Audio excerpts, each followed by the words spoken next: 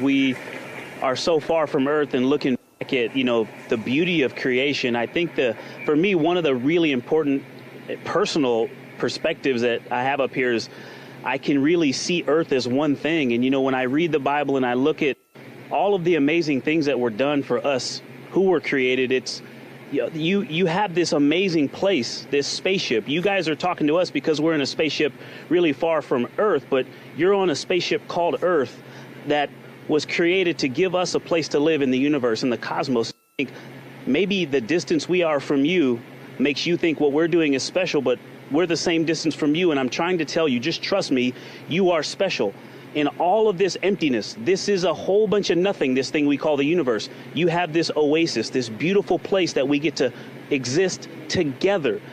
I think as we go into Easter Sunday, thinking about, all the cultures all around the world, whether you celebrate it or not, whether you believe in God or not, this is an opportunity for us to remember where we are, who we are, and that we are the same thing and that we got to get through this together.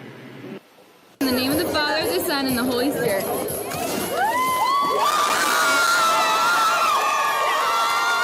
Mass baptisms of hundreds of young people. Thousands come to raise hearts of joy in song. There is a palpable spirit moving on college campuses, arenas, and megachurches. Younger generations gathering to worship, coming to faith, as the new Fox Nation special reveals. There's spiritual hunger in Gen Z. Bible sales are booming, things that you never thought would happen before. It's a kind of worship that's different from their parents and grandparents. This is a relationship with grace, and I think that's what young people resonate with today. This isn't achieving, it's receiving. It's not trying to be good enough to earn God's love. God already loves us. Churches are reporting record numbers of young people filling pews, especially in the Catholic Church, while reports show social media is exploding with young faith influencers spreading a new approach to religion. The numbers only tell part of the story. This is a radical generation that believes that God is going to do great things. But the data does show that the number of Americans who say they are non-religious is declining. And many leaders say it's because young generations are leading a new movement of faith. There's a new and somewhat unexpected story emerging inside American churches. Not decline, but growth. According to the New York Times, Catholic dioceses across the country are reporting a sharp increase in adult conversions, with some seeing their highest numbers in years. In Detroit, more than 1,400 new Catholics expected this Easter, a 21-year high. In Washington, nearly 1,800 will join, also up from last year. And it's not just happening in one region. The Times reports this trend is showing up in large and small dioceses alike. Meanwhile, the Washington Post takes us inside one parish in New York City where attendance has jumped 20% in just the last 6 months, with services now so packed that people are turned away at the door. And this is not limited to Catholicism. According to another New York Times report, Orthodox Christian churches also seeing a surge, with priests describing record numbers of new converts, many of them young men. So, across different traditions, a similar pattern is emerging. Good evening on a Easter Sunday. I wanted to start something off with a little bit of a message. After all, it is Resurrection Day. Before I got into the heavy news, I just thought we'd just take a second and be amongst friends here and just say thank you to the Lord for everything he's done for us. I can say thank you for everything he's done for me.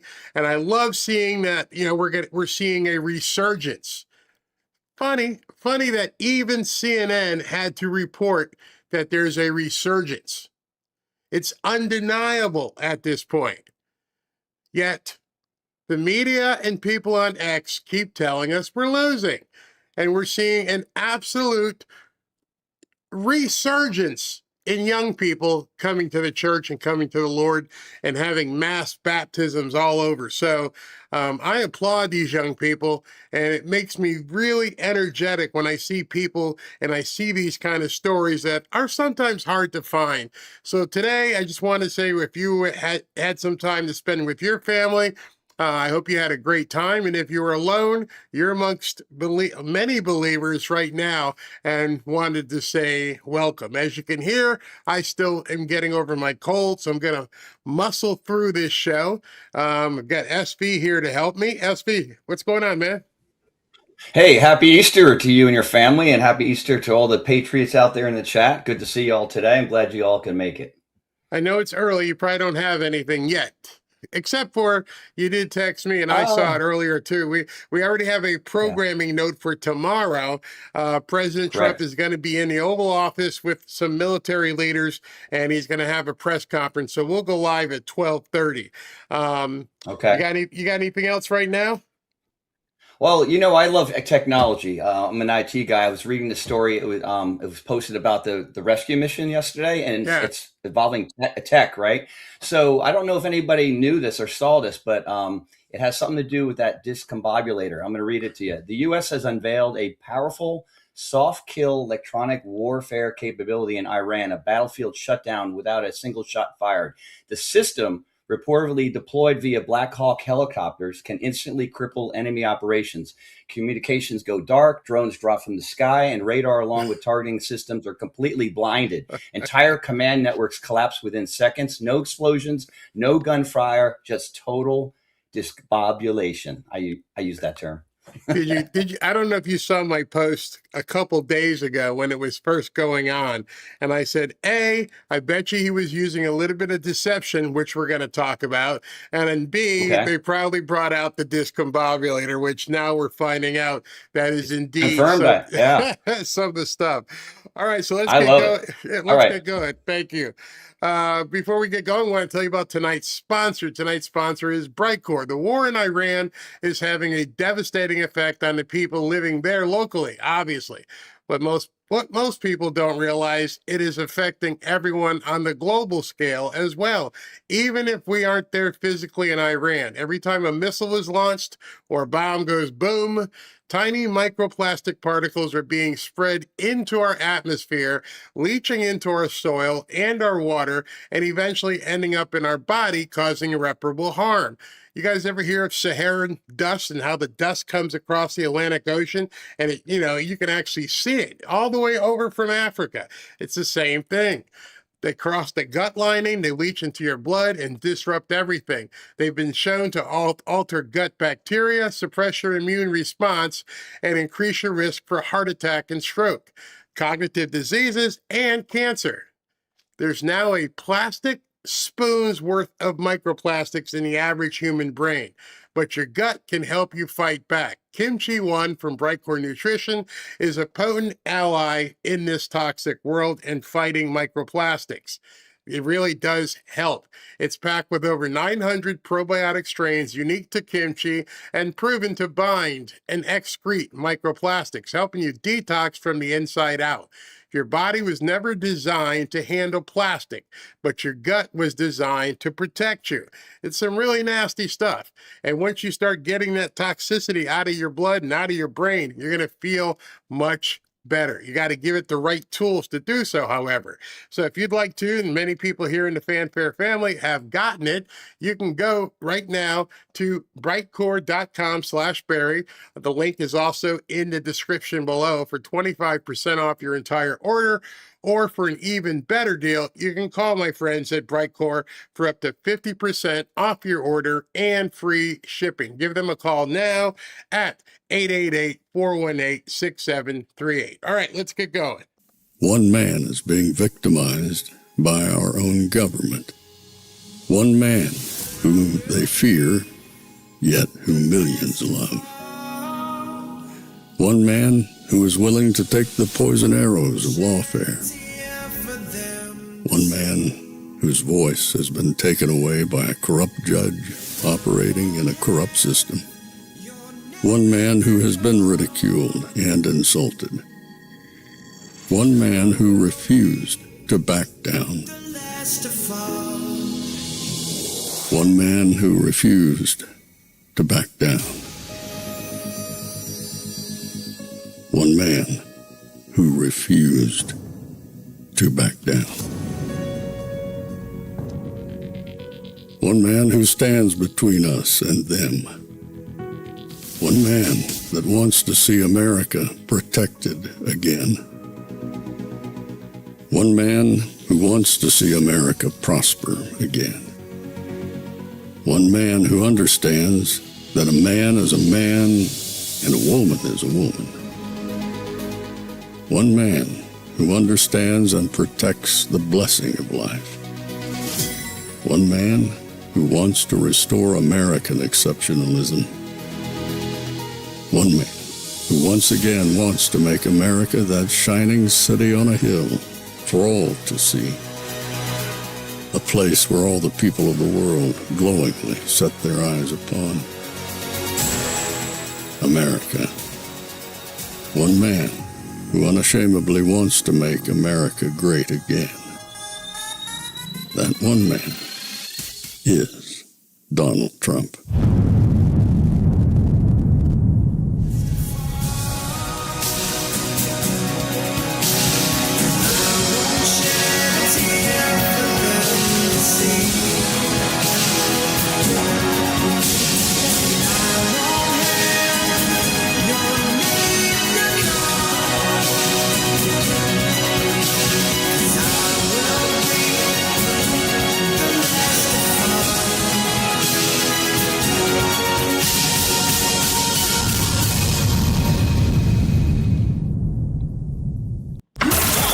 This is Fanfare with Barry Cunningham. Breaking news overnight. In an extraordinary turn of events, the United States has rescued the second crew member who was in the U.S. F-15 fighter jet shot down over Iran Friday.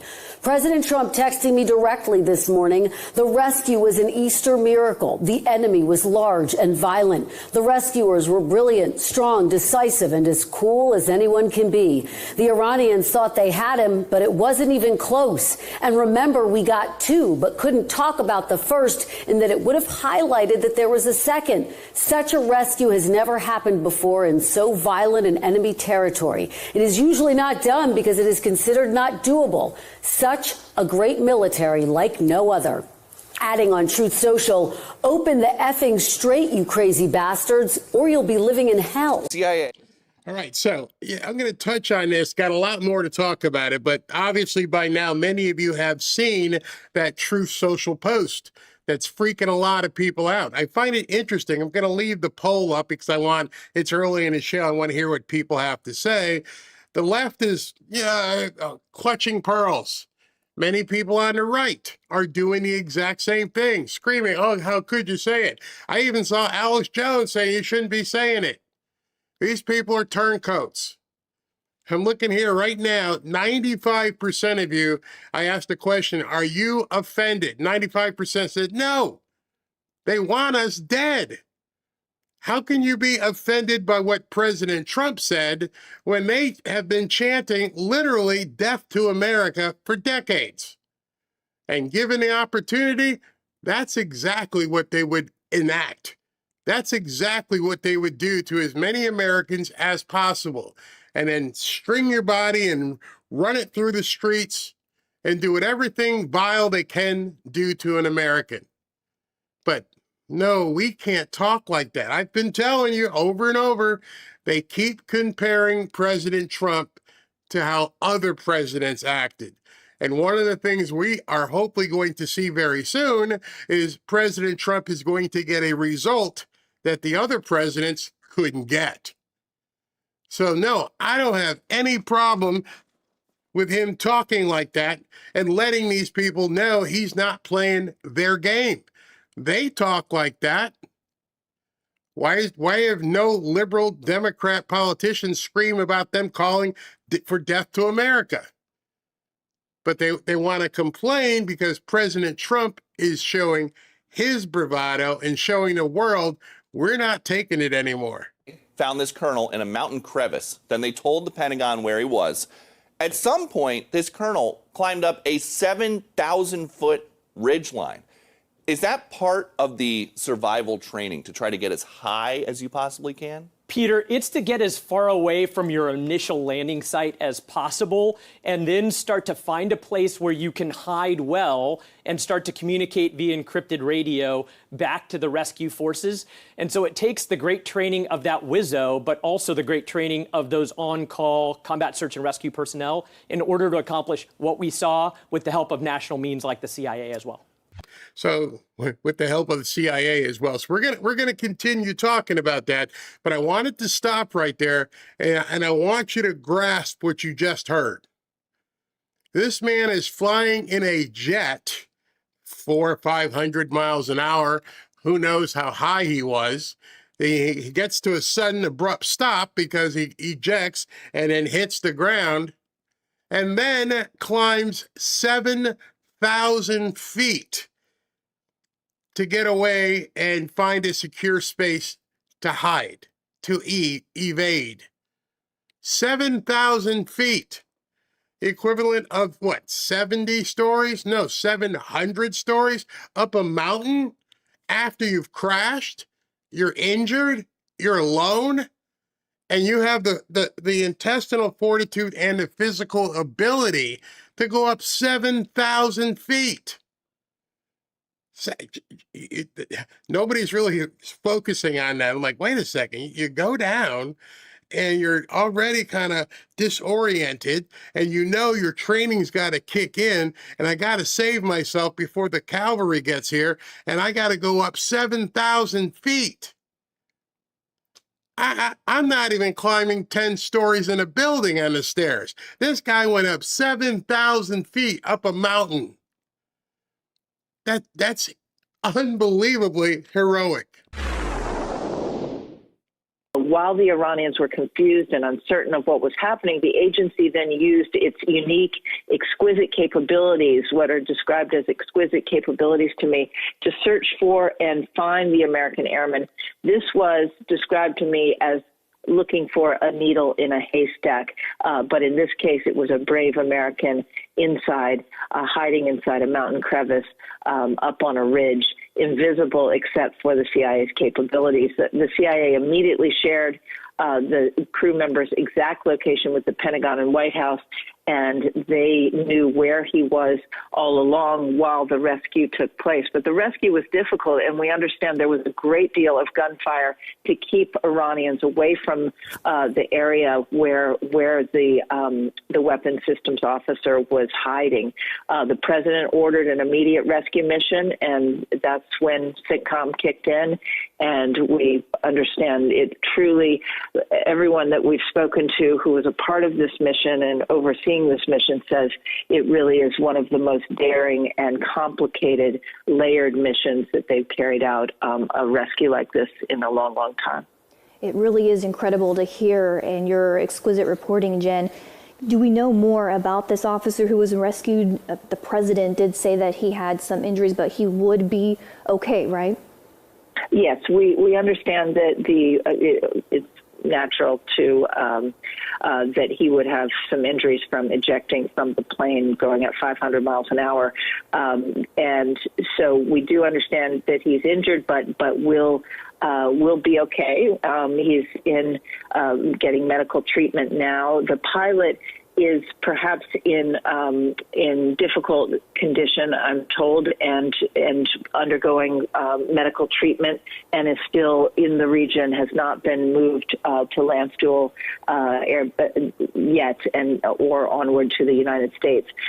But they are being taken care of, and they are getting the best medical care. What's amazing about the pararescuemen, the PJs from the Air Force, these are special operations teams that train for years for this kind of operation, and they are also medically trained.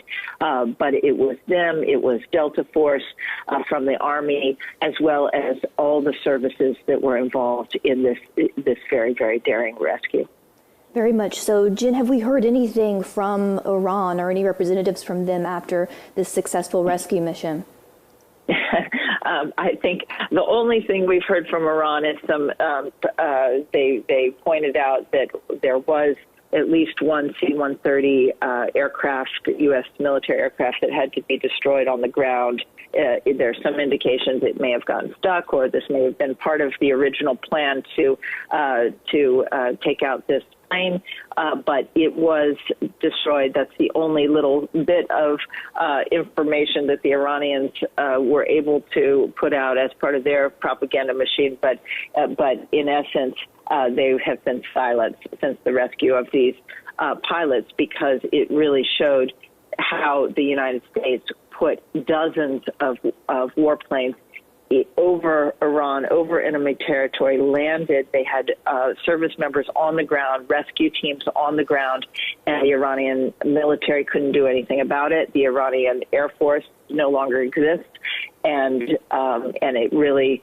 shows that the U.S. does have air dominance over Iran, even if they're still taking, there are still shoulder-fired missiles that can cause problems. We saw on Friday that 2 of the rescue helicopters were hit. There were some injuries among service members who were part of the rescue on Friday.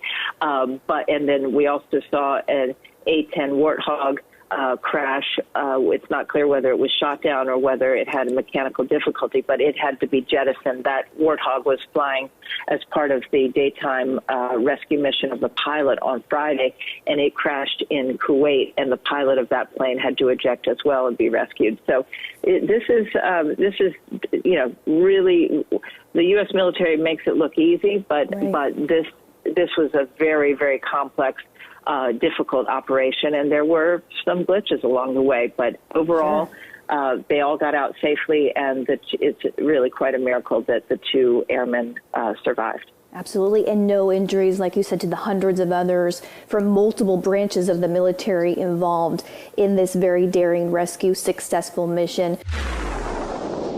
A lot of times I don't like to listen to Jennifer Griffin because I know she's not a big Trump fan, but even she had to sit back and go, wow. Did you guys just hear and see what happened? At this point, Easter Sunday and all, you got to wonder at some point, if you're really an American and you feel like, your chest swelled up a little bit today because you have to feel the pride. If you're truly a patriot, you had to feel the pride of everything. And as the stories have been coming out, and you're hearing that they put a landing strip right between those mountains. They flew in all kinds of people to get this one guy. No one gets left behind. And then they blew up a couple of planes because, unlike Biden, we're not going to give it to them. Which the left was screaming about. Oh, we could have been feeding a whole bunch of people with that money. That's all they care about. They don't care about safety. And the rest of us are like, man, did you just see what happened? We witnessed arguably one of the most miraculous, most daring, most American moments in our military history, and it's all thanks to President Donald J. Trump and his team. And of course, the greatest fighting force the world has ever known. And now the world just saw it. See, this is also, in essence, a large marketing campaign. Every adversary around the world also saw this. And they also looked, they went, did these guys just pull this off? Did they really just go into another country that they've completely disabled? They've got no Navy, they've got no Air Force. Yeah, they got some guys on the ground who can shoot some things up in the air, which they will be vanquished very soon. But for the most part, we went into a country, we landed, we put all kinds of military equipment in there, we got our guy out, and then we left, and nobody could do a damn thing about it. They were spectators, just like you and I would have been. Like, what are we doing? Nothing we can do. They're discombobulating us. We don't know what the hell's going on. And you got to believe other adversaries are looking. My gosh. This was phenomenal. And back home, the people who are causing so many problems are the media, the left, and even people on the right. I mean, President Trump, and if we go do some chronological viewing here, President Trump put this out at 12:08 a.m. Let's look at it. It's long. You've read it by now.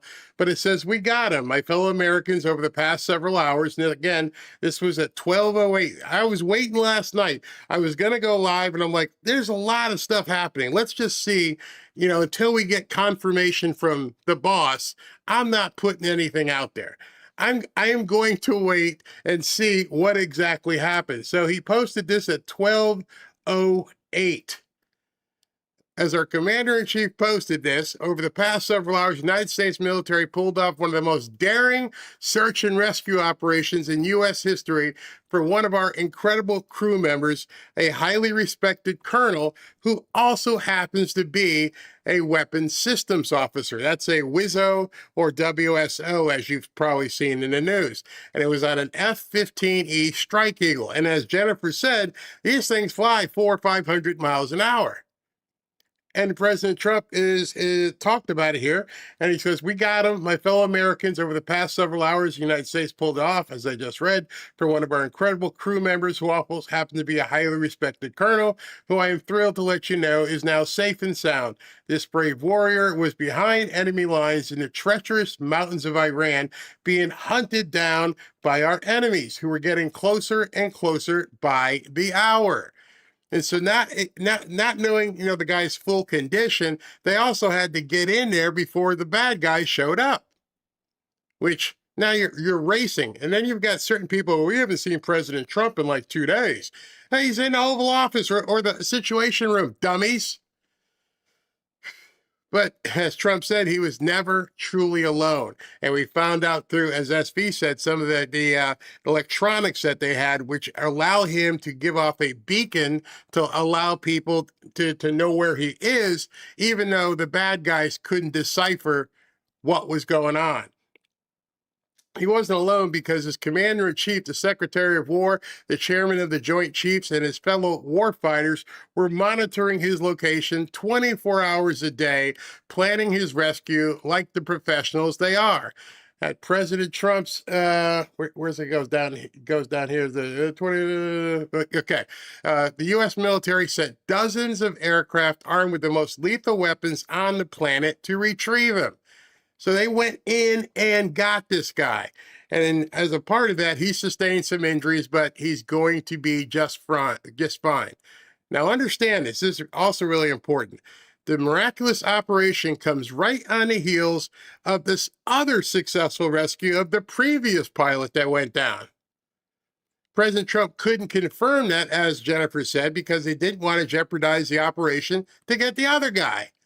So understand, we didn't just do one rescue, we did 2 rescues that went off flawlessly, and nobody was killed on our side. 2 U.S. pilots rescued separately deep in enemy territory for the first time in military memory, and not a single American was killed or even wounded, although the pilot did sustain some injuries. That is indeed overwhelming air dominance, not just superiority, it's dominance. And the Iranian skies must have looked like an American state with all of these planes flying by, and there's nothing they could do about it. We have the best, most professional, and lethal military in the history of the world, and they showed it. God bless America and God bless our troops, especially here on Easter Sunday. Now, I want to paint a picture for you because there's details coming out from Fox News and those on the ground reports that are straight out of a Hollywood blockbuster. And President Trump this morning, I don't know how Trey Yinks got him on his show, but President Trump called in and spoke to Trey Yinks and had an interview with him. Yeah, guys, good morning. I just spoke with President Trump for 15 minutes. He gave me some new details on the negotiations behind the scenes with the Iranians and what's going to happen if Iran does not make a good faith deal. The president tells me if they don't make a deal and fast, I'm considering blowing everything up and taking over the oil. The president went on to say you're going to see bridges and power plants dropping all over their country. Now, I asked him about the possibility of an agreement with the Iranians. He says those who are negotiating on behalf of Iran have been granted amnesty at this time so they can continue the talks. And the president tells me he thinks he'll be able to get a deal by tomorrow. He says, I think there's a good chance tomorrow. They're negotiating now. All of this following the president's post on True Social, where he talked about these negotiations with the Iranians. We'll pull this up. He says, quote, Tuesday will be power plant day and Bridge Day, all wrapped up in one. In Iran, there will be nothing like it. Open the effing straight, you crazy bastards. So he had to read it on air. If you haven't seen this, I'm going to show it to you so you can see it yourself, so you don't just have to listen. You can actually read what President Trump posted on True Social. And he didn't hold back. Let's take a look at it. Tuesday will be Power Plant Day, gonna blow it up. Bridge Day, gonna blow them up. All wrapped up in one in Iran. There will be nothing like it. Open the effing straight. I didn't do any typing. He typed this himself, or whoever he had typing for him. There will be nothing like it. Open the effing straight, you crazy bastards, or you'll be living in hell. Just watch. Praise be to Allah, President Donald J. Trump. Now, before you freak out and you wonder why he would say something like that, we're going to talk about that. We're going to talk about why he did it. Some of you guys may already be thinking to yourself, I know what he just did. But let's listen to Trey. You'll be living in hell. Just watch. Praise be to Allah. The president posting there on True Social about this ongoing operation and his new red line for the Iranian regime. Now, the president also provided new details on what happened earlier this year as the Iranian regime took to the streets and slaughtered what the president tells me is 45,000 civilians in their own country. After that took place, President Trump told me the United States sent guns to the Iranian protesters. He tells me we sent them a lot of guns. We sent them to... All right, so that's some breaking news. I didn't know it. Maybe you did. I did not know that they sent guns to the positive Iranians to help them fight. But it sounds as though the Kurds kept the guns. The Kurds, and the president says he thinks the Kurds kept them. He went on to say, we sent guns to the protesters, a lot of them. And so a number of headlines here from my conversation with President Trump. All of this taking place more than a month into Operation Epic Fury and in the aftermath of that successful U.S. operation overnight to rescue that stranded U.S. service member inside Iranian territory. The president himself ordering that operation after the CIA came on Saturday morning and confirmed that they located where this crew member of an F-15 that was shot down on Friday was located. Again, the president making that decision to send in hundreds of U.S. special forces deep into Iranian territory and successfully retrieving that U.S. service member. All right, so understand what he just said. This was a whole of defense and government interaction, completely pure dominance. And it got even better because the CIA ran a brilliant deception campaign inside Iran before the raid even kicked off. I find it funny because now it's coming out that the CIA spread false intel that the pilot had already been rescued and was being moved over land.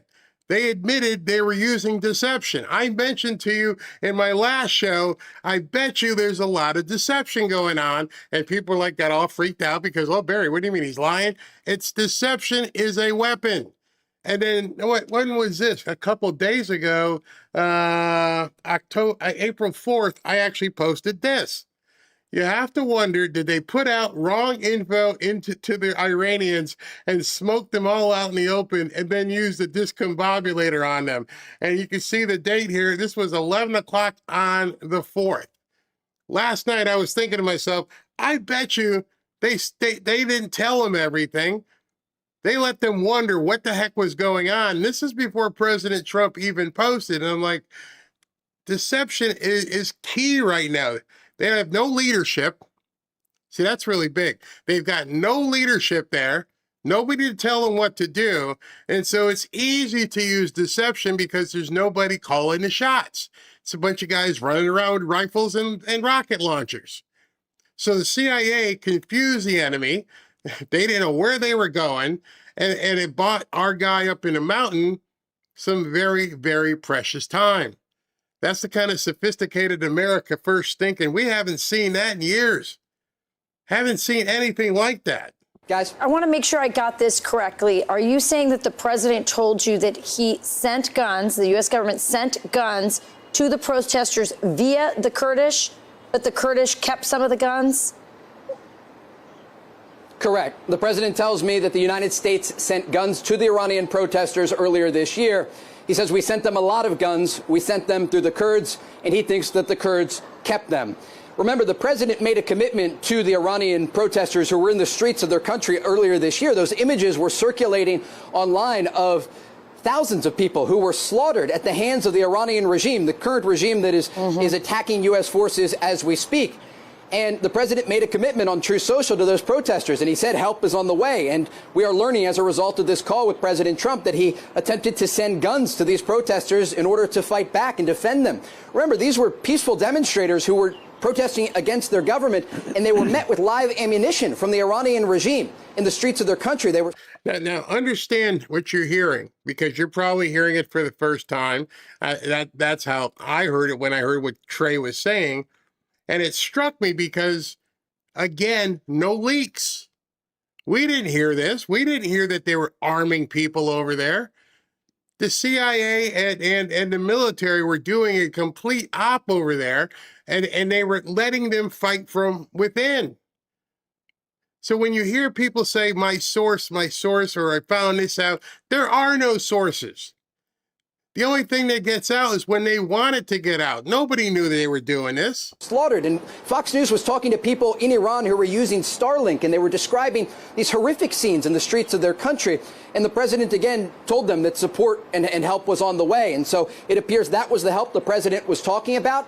And again, as all of this is taking place, now that we zoom out 3 months later, the president is offering the Iranians a diplomatic solution to end this conflict. The same offer that he gave the Iranians before Operation Epic Fury began. Exactly. And remember, we know that at the negotiating table before this operation began, the opening position of the Iranian regime is that we have 460 kilograms of 60% enriched uranium, enough to make 11 nuclear bombs.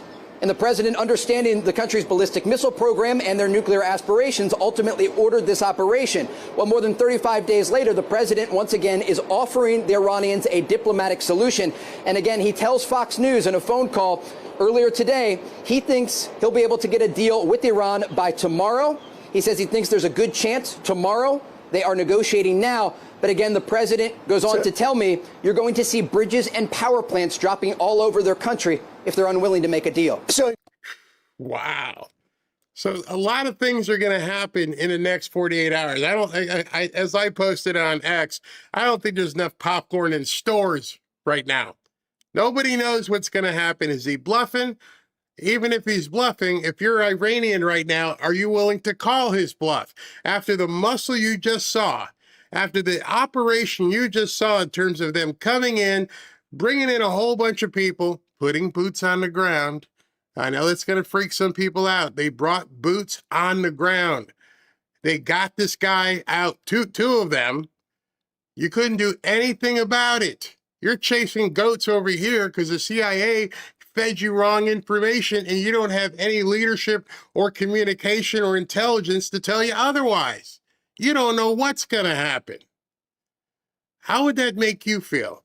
And then you have to wonder why on earth the Americans over here on the Democrat Party and some on the right are complaining. It doesn't make any sense. Chris Murphy said this. I could not believe he said this. Excuse me. If I were in Trump's cabinet, I would spend Easter calling constitutional lawyers about the 25th Amendment. This is completely, utterly unhinged. He's already killed thousands. He's going to kill thousands more. And he was talking about basically the FU post that President Trump put out. Didn't say anything about, great, you saved these pilots. Nope, didn't say anything about that. You say you're crazy. You're unhinged. I've never seen a more methodical operation. People I know in the military I talked to, this was, it was perfect how it was planned out.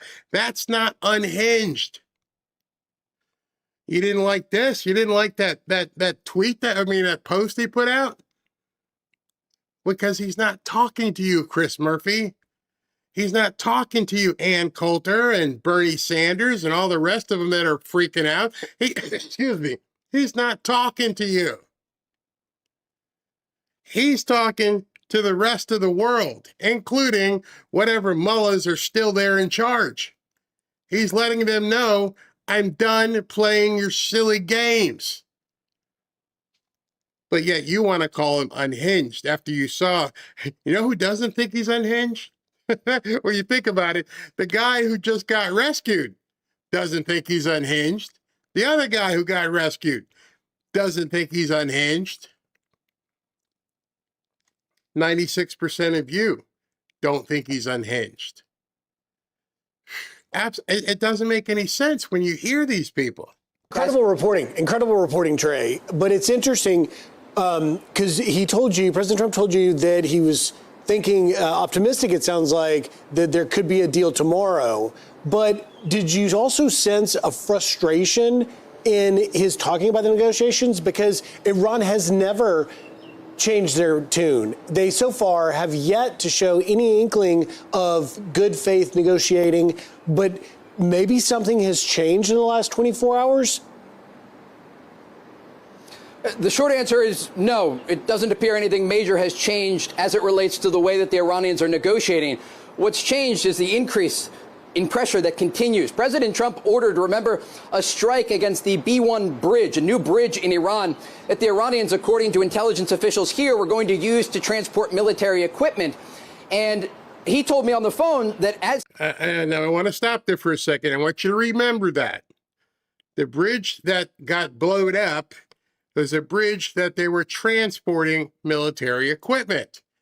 See, one of the things that the Iranians do is they intersperse military stuff into civilian facilities. So if they hide missiles in a hospital and then a hospital gets blown up, the media then says they're killing kids. What they did was take out a missile depot that they hid under a hospital or in a school or something like that. Now, he's talking about something very important that's going to be coming up, and that's because he just talked about the bridges. Hold on to that thought. He was trying to get a deal. The Iranians were trying to push off the negotiating timeline, saying next Tuesday we'll meet, for example. And the president said, no, next hour, because this is a president who wanted to get a deal. He wants to get the job finished. And ultimately, the Iranians were trying to stretch out that negotiating timeline, and the president ordered the strike against this critical infrastructure in Iran, again, to send a message that the United States is not playing games on the battlefield or at the negotiating table. And so the sense that I got from President Trump is that he is very serious as it relates to these threats against the Iranian regime when it comes to their unwillingness to make a good faith agreement, despite the fact that the president has given them multiple off-ramps. And again, he tells me that he ideally will take Iranian oil if they... Now, see, that's what the Democrats are really freaked out about. They understand if he goes and takes Carg Island and he takes the oil and he controls, and the Americans control the flow of oil around the world, that amount of power rested in our government completely destroys the Democrats. That kind of abundant potential prosperity destroys the Democrats. You know, there's people right now who are beating their chest saying America, America, America, and instead of supporting America, they understand what they face. They face their political extinction. You know, it's really weird. You guys have been seeing that. We're going to talk about it tomorrow. J.D. Vance is the new fraud czar, per se, and he's going after everything that's happening in California. And Dr. Oz said, you know, they found 200 fraudulent clinics just in Los Angeles. The hundreds of billions of dollars that have been stolen under Gavin Newsom's watch. Anybody else find it odd that arguably the two opponents for the 2028 race, J.D. Vance and Gavin Newsom, are facing off now in 2026, as J.D. Vance is basically the prosecutor going after Gavin Newsom? There are so many different fronts that President Trump and his team have put together that the Democrats don't have any way, shape, or form to fight it. All they can do is complain and hope to have a fight over your mind. it's up to you not to let that happen. That's what I was talking about the other day. There are people on the right, there are actually influencers and podcasters who are trying to influence you into thinking things are going bad. Some people even say they think that we're losing the war or the operation, whatever you want to call it. That's insane. That's unhinged. Trying to get you to watch the little bar and go like this and tell you what you see isn't true. And so there's a barrage of lies and fraud and everything else. And the Democrats, just like the Iranians, can't do anything about what's going on except run to judges, which they're going to get theirs too. I'll tell you about that later on in this show. But that's it. They've got nothing but the fight over your mind. The deep state is truly being obliterated. Unwilling to make an agreement. And so that is a major development in this conflict. And the president making very clear in his post on Truth Social that Iranian power and energy infrastructure will be targeted in the days ahead if Iran doesn't make a deal tomorrow. Now understand, where have you seen this before? Think, a couple of years ago. Think, not even a couple of years ago. Think last year. There was a deal to be made to stop the war with Ukraine and Russia. Zelensky came to the White House and blew it up. And Trump basically turned his back and like, well, you deal with Russia at this point. We're not giving you any more money. We're not helping you. You deal with it. And then a lot of people sat back and said, oh, there's a deep state trying to fight to keep the war going. Well, it's happening right now. President Trump, I believe, learned from that Ukraine thing and is saying, I'm not going to let it continue. I'm going to chop off this thing. And I have a big place where I can do it, and that's in the Strait of Hormuz. See, by doing that, and like he said, I'll take the oil, that essentially is saying, I'm taking your money. Your conversation then, Trey, especially when you consider there has been no evidence whatsoever that the regime is trustworthy. They make deals all the time. They say things all the time, and they never, ever, ever follow through. Was that your sense in listening to the president? And if that's so, it seems to me like 24 hours from now, we're going to hear a lot more about bombing. Yes, the president understands the deal very well, based on what I gathered from the conversation. And he said primarily we're talking about the Strait of Hormuz being opened. That's right. Again, the Iranians have these small vessels where they use mine laying vessels, for example, to try and disrupt billions of dollars worth of oil trade through the strait. And it's something that they can continue to do, and it's very inexpensive for Iran, but can be very expensive for the international energy markets. And the president understands this. And so the primary thing that he talked about was the Strait of Hormuz. He also said there are 15 other points, but he does believe that he'll be able to get an agreement with the Iranian regime. I think the important part here, too, is the negotiating team that the president has. We're talking about U.S. Special Envoy Steve Witkoff and the president's son-in-law, Jared Kushner. If you think back to last year, the entire region didn't think a ceasefire deal between Israel and Hamas was possible. And ultimately, the president was able to send his special envoy to the region, send Jared Kushner to the region, and go to Egypt and get a deal that everyone said wasn't possible. And I think that that is the sentiment now. Ultimately, there will be some sort of negotiated settlement. The president's really just giving the Iranians a chance right now in order to stop things right here, because the United States has more U.S. forces in the region. The president's been very clear he's willing to move more forces to the Middle East if needed, but there are already tens of thousands of U.S. forces currently in the Middle East. And as we saw last night, U.S. Special Forces have the ability, hundreds of them, to go into Iranian territory to conduct operations. And that's the key. Everyone was wondering, how are you going to take Karg Island? Well, they just proved that they can take Karg Island. Why are the Democrats freaked out? Why is the deep state freaked out? Why has no president ever before done something about the Strait of Hormuz and the power hold that the Iranians have had over the oil flow? Why would they have let this just go on for 40 and 50 years? Everybody knows death to America, death to America. We've all seen it. Why would you continue to allow these people to prosper? Why would you send $1 billion over in cash over to Iran? Why? The answer is pretty simple, because that money was coming back in some way, shape, or fashion.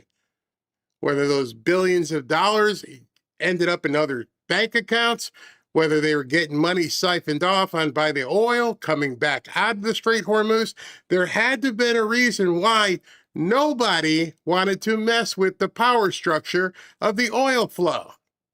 Because obviously that's been funding so much fraud, criminal aspect. You think what Biden did with Zelensky was big? Hey, if I don't get it this, yeah, son of a bitch, yeah, he got freed, $5 billion. This money's been flowing forever. That's why they tried to kill him. That's why they had to put him in jail. That's why they had to do everything to him, because he was getting too close.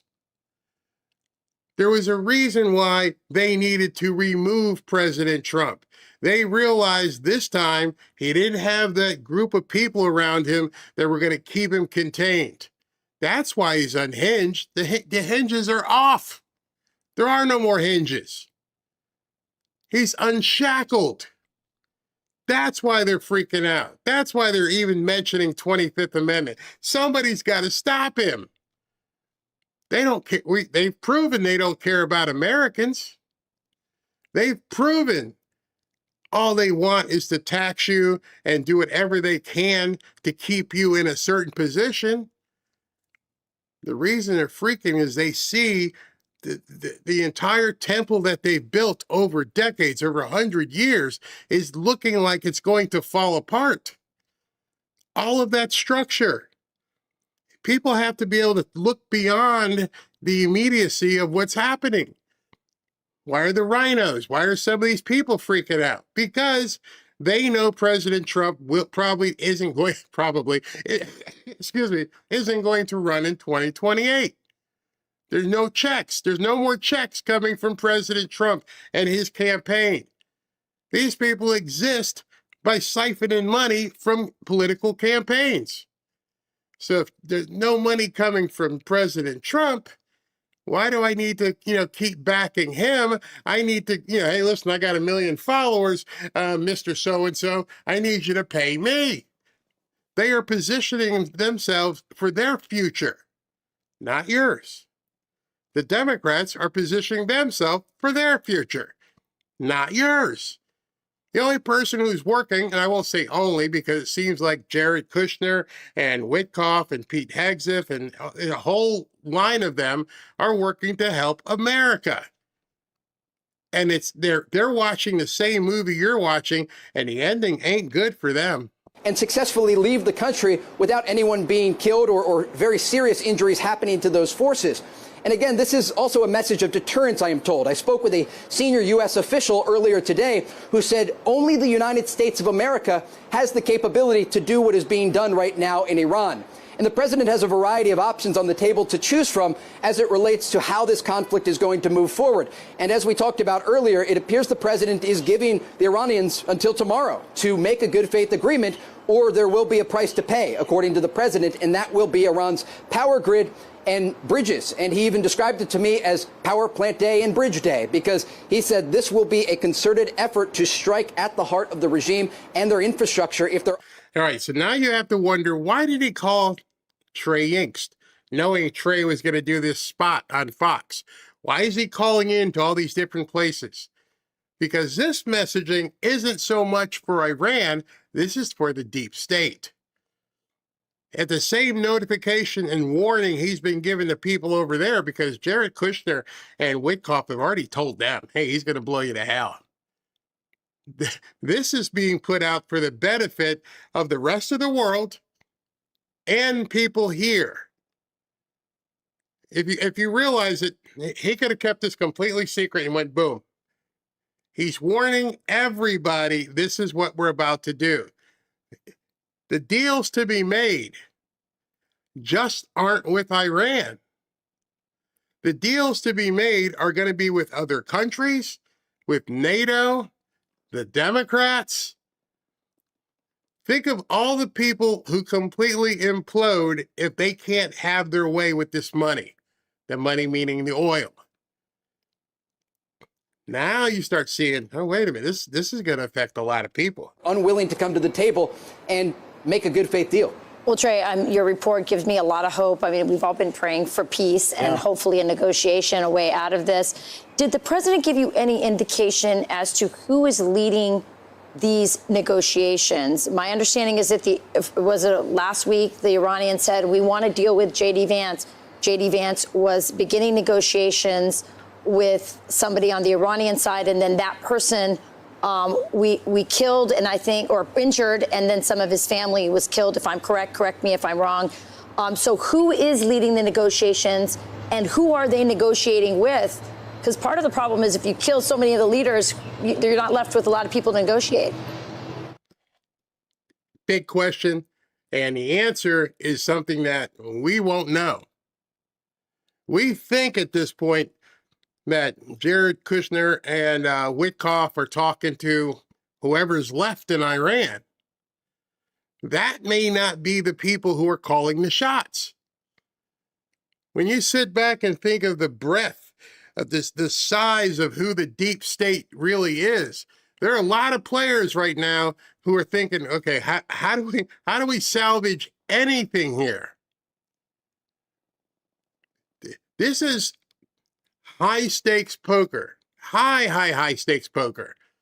Is President Trump bluffing? Might be, but he might be sitting on 4 aces. What are you going to do if you call his bluff and then things go boom? You end up with nothing. Are you looking for a ranch in Montana? Do something. These next 2 or 3 days may change the entire axis of the world. If you notice something, I'm going to knock on wood. We were all, including myself, terrified of sleeper cell activity. We just knew if you start doing this stuff in Iran, there's going to be a whole bunch of sleeper cell stuff. Have you noticed that really hasn't happened? We've had a couple. But we haven't even seen a lot of uproar from sleeper cells as of yet, knocking on wood.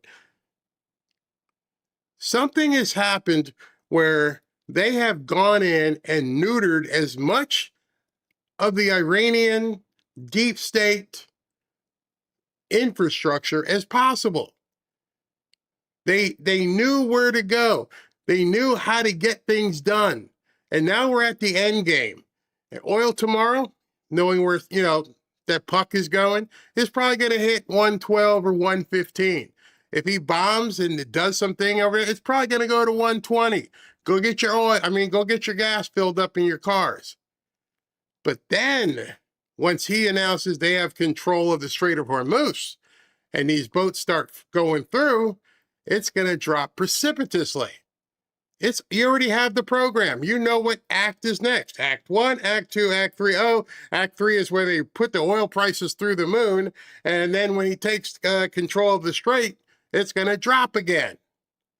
Count on it. I can look right now and see what the oil market is. I bet you it's pretty crazy. Hold on. Oil prices right now, 114. Here, I got to show you this. So everybody is betting right now on what's about to happen, meaning they're thinking the big bomb's going to hit. Something's going to happen here. Let me show it to you. There it is. 114.50. It's moving up as we're sitting here talking, almost on a straight line. Remember, trend lines. You can see it. Why is that happening? Well, a lot of people are thinking poop's going to hit the fan. If the poop hits the fan, that may go to 120 or 125. That goes to 120, 125, you're going to be paying $5 and $6 per gallon for gas for a short period of time. They know this. You need to know it. Yeah, I want to be careful with my reporting here, but I can tell you I spoke with President Trump both on and off the record. We talked for about 15 minutes. I understand. And he told me that the current negotiators from the Iranian side have been granted limited amnesty right now. They're not going to kill them as these negotiations continue. And that's something that the Iranians requested and the president was willing to grant, given... All right. I'm going to back that up for a second. If you didn't pay attention to that, you got to hear this, all right?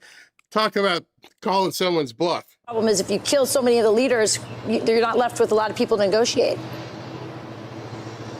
Yeah, I want to be careful with my reporting here, but I can tell you I spoke with President Trump both on and off the record. We talked for about 15 minutes. I understand. And he told me that the current negotiators from the Iranian side have been granted limited amnesty right now. They're not going to kill them as these negotiations continue. And that's... It's so bad, I can't even come talk to you because you might blow me up right here. No, you're good. As long as you're talking, you're alive. Okay. Is it okay? Yeah. I don't want the virgins yet. All right. I still got time here. You can come. I promise. We're not going to blow you up. You understand what kind of power that is? You understand that somebody's coming to the table to talk to the president and they're begging him, please don't kill me. Oh, we're losing, huh? We're losing the war where the people who are coming to the table are asking President Trump, please don't kill me if I come. I don't know if Trey was supposed to say that or not. He said he talked on and off the record. I don't know if he wanted that to get out because as soon as I heard it, I'm like, damn, it's over. Think about that. I'll come sit down at the meeting, but I don't want you to kill me up in here. I told you this was like a Godfather movie. It's crazy. He's letting them know, I'm letting you walk away from the table right now. We can talk and have a conversation right now. I won't kill you. But once you walk away, you're fair game. And guess what? We know who you are at this point. You're dead meat. We got a tracker on you. We already know who you are. You walk out this building without doing a deal, you might get halfway down the road and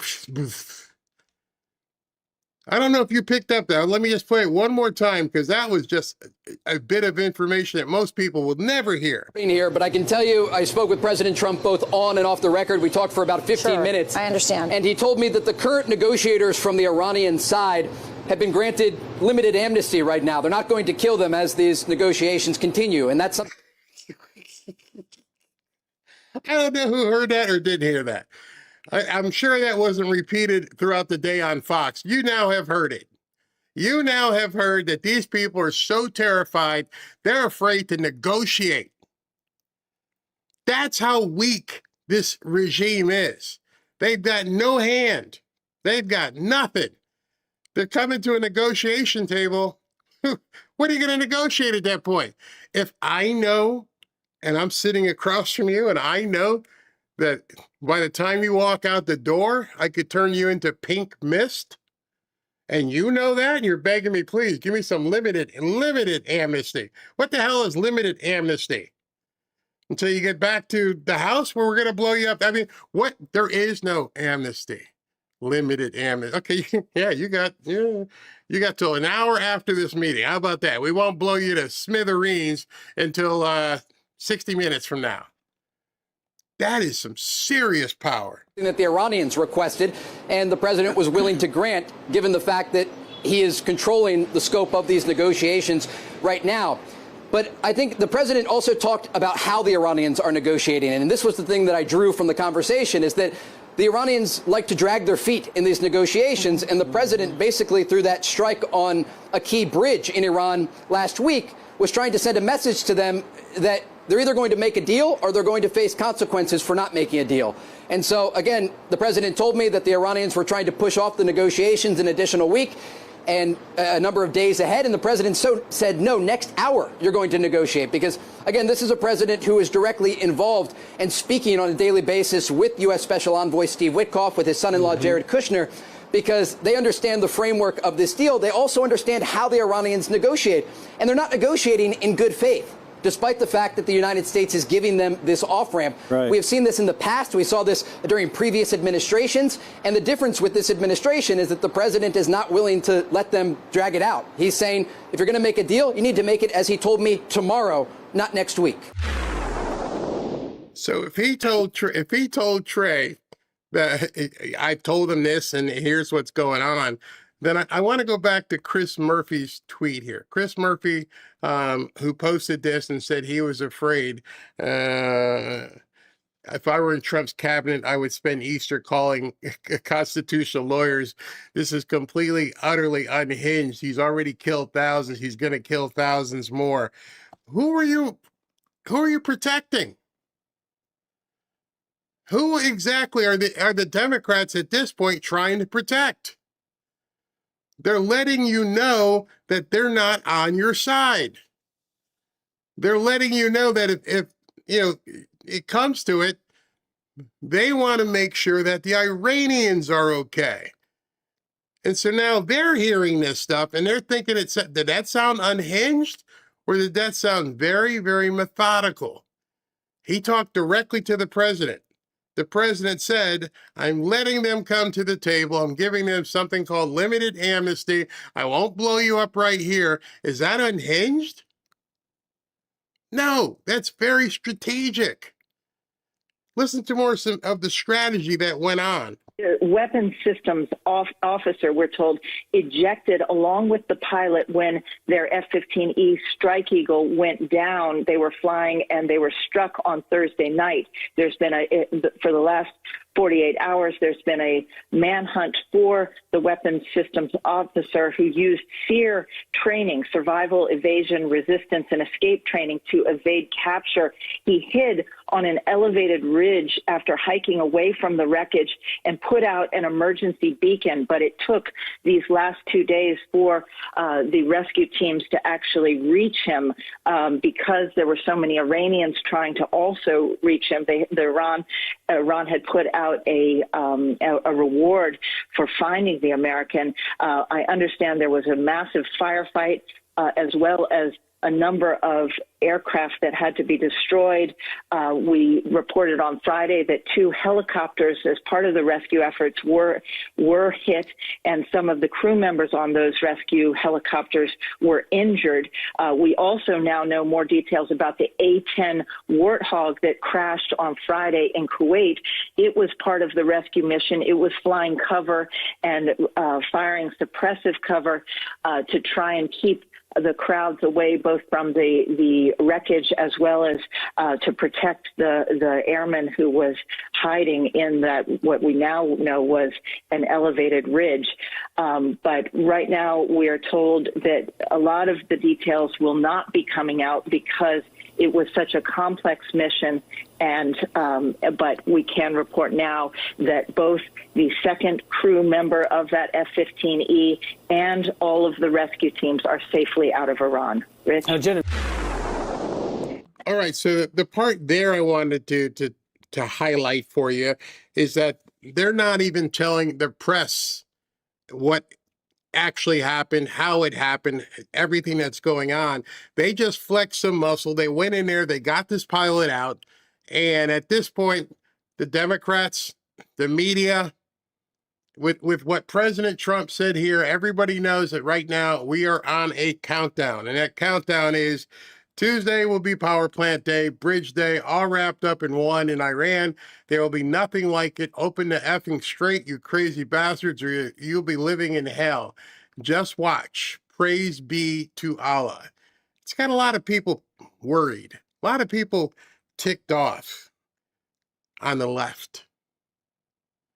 Forget the rest of the world. A lot of people in this country on the left and some of the podcast bros are ticked off because he talks so tough. I would never want to be aligned with people on the left because this is the kind of weakness that you'll see. You won't believe, I'm going to show you a clip from MS, whatever they're called now. And as you listen to these people, you realize they don't have any idea, and President Trump's not telling them what is actually going to be happening. I want to go back to the president's tweet here. Open the fucking straight, you crazy bastards, or you'll be living in hell. Just watch. Praise be to Allah.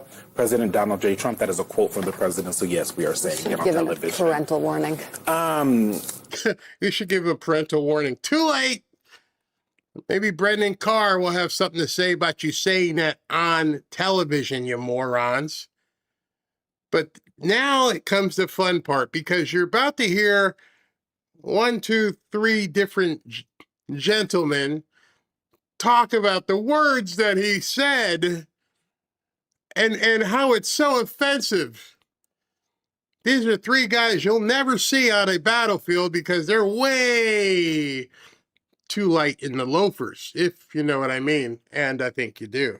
I have been stuck on, so much so that we're doing a segment on it on the 9 o'clock, that what the president and this administration has been saying for at least the last week, that they actually did knock down a bridge that they said the military was using, but that civilians used. They said that they're going to take out all of the power plants. The president said Tuesday will be power plant day. That would be considered a war crime. These that the president... Who said that? You're going to be hearing that term a lot over the next 24 to 48 hours. The memo has gone out. The unhinged stuff didn't work. So now they've moved into using the new word to try and titillate people and get them to all say the same thing. You're going to hear that, a cacophony, over the next 48 hours. War crimes. You remember, that stuff that they did with Hitler. Fascist. Now they've gone into the actual war crime scenario. This is where they're headed. Make no mistake, no doubt about it. This is their next operation in terms of the media. Thing sound like, to me, and a lot of experts, war crimes. And then you have the president with this new... Experts. See, that's another code word for the guy who wrote the script, told us, he's an expert. Well, if he's such an expert, how come he didn't tell you what was going to happen, how they were going to get these guys out? All these experts had no clue. There was an expert from France who said there was no way they could extract this guy. All the experts were comparing President Trump to other presidents. All the experts didn't know what they had already put in place and how they basically controlled everything over there. The experts don't know anything. But the experts told him, it's a war crime. True Social today. It's very difficult for me to process at this moment. I mean, this is a very unprecedented statement. We have the president of the United States basically declaring his intent to commit war crimes, right? You've accurately described the law. You're not supposed to be targeting civilians. Twice, 3 times. War crimes. Bank on it. You're going to keep hearing it. I'm even going to show you somebody on the so-called right. She ticked me off. Ann Coulter. I really wish legal experts hadn't screamed bloody murder about every little thing Trump did so they could speak with authority now that he's actually committing war crimes. That is going to be the new refrain for the foreseeable future this week. War crimes. You're going to hear that over and over again. In infrastructure, even in countries that you are nominally at war with. And this is just a further escalation of the Trump administration's sort of lack of interest in domestic international law, right? It started with the boat strikes off the in the international waters off the central, right? Then we got the deposing of the Venezuelan president. We had the war in Iran, and now this, which is disgraceful. Was it disgraceful what Maduro has been doing? Is it disgraceful what Iranians have been doing? Is it disgraceful that they wanted to find out if people like you could fly and they're tossing them off buildings? Is that disgraceful? Is it disgraceful that they say death to America? Stop me if you've heard any of these people say that was disgraceful. Actual actions. Tossing your buddies off of buildings. Nope, not a word. Not a word. the fact that you can't even go there because they don't like the fact that you play for the other team, or rather the same team. That's disgraceful. You can actually spout and lie and say things here. They just killed 30, 40,000 people of people who didn't listen to them, and you're worried about a tweet, or rather a truth social post. That's the disgraceful thing. War crimes. Is it a war crime to kill 30,000 people? Is it a war crime to kill a wrestler or whatever that kid was because he said something? Is it a war crime to try and threaten the family of women's soccer players? I'm pretty sure those do meet the criteria of a war crime. But you think President Trump threatening an enemy is a war crime? Absolutely disgraceful coming from our U.S. president. And the language is disgraceful. The claims are disgraceful. This is a historically terrible communication. This is the sort of thing, I hate to say it, that you would expect to be introduced in a war crimes tribunal in the future. 4 times thus far in little over 60 seconds. So somebody wrote the script. Somebody said, you got to get this out. We're going to try, and survey says war crimes. And we're going to just keep saying that. And so as you're traversing the social networks on Facebook or on YouTube or on X, and you're going to start hearing that a lot, get ready for it. I wanted to make sure, the only reason I wanted to show you these fluffies here on this segment was because I want you to see where the next offensive is coming from, the left and the right. I showed you Ann Coulter. This is where they're going. Unhinged, that doesn't test well. No, nobody cares about Unhinged. Nobody cared about effing bastards. No. War crimes, that'll do it. Yeah, let's just keep saying that. Yeah. Actually, I just want to weigh in quickly because David Rode, who was just on with us, sent one of our producers his reaction to this tweet, and it's very insightful. This will offend Iran's hardline jihadist leaders. It doesn't frighten them. This is going to frighten Iran's jihadist leaders. I don't care. Did death to America offend us? So we shouldn't, don't offend the jihadis, because we can see everything they can do and how, what? You're actually telling us, shut up. You don't want to offend them.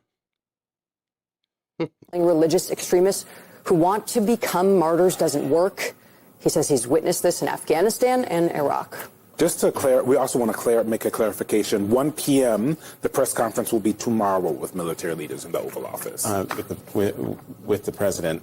Laura, I know we're supposed to be talking about who the next Attorney General is going to be, but this right here from the President of the United States, were it anyone else, we would be talking about the 25th Amendment. People in Congress would be raising hell. And why do I get the feeling that neither one of those things is going to happen? I know this is just breaking, so you haven't even had a chance to work your sources here. But when the president does stuff like this, incendiary things, when he does stuff like this, your little nipples get kind of hard and abrasive, don't they? What the hell are you talking about when the president does something like this? This is what a president should be doing. A president should be telling the bad guys, I'm going to blow you to hell. I'm going to take care of all this. You're going to get your 72 virgins. They're coming. I want someone who is going to strike fear into the bad guys. I want someone who's going to cause them to go all crazy. They've been way too comfortable for 47 years. How has that worked out? For 47 years, don't piss those. You don't want to piss them off. Oh, they'll come at you. Don't talk about the guy, their big guy in the book there. Oh, they'll come at you. You don't want to mess with them. And finally, we got a guy who's saying, let me tell you what I'm going to do. I'm going to blow you to hell.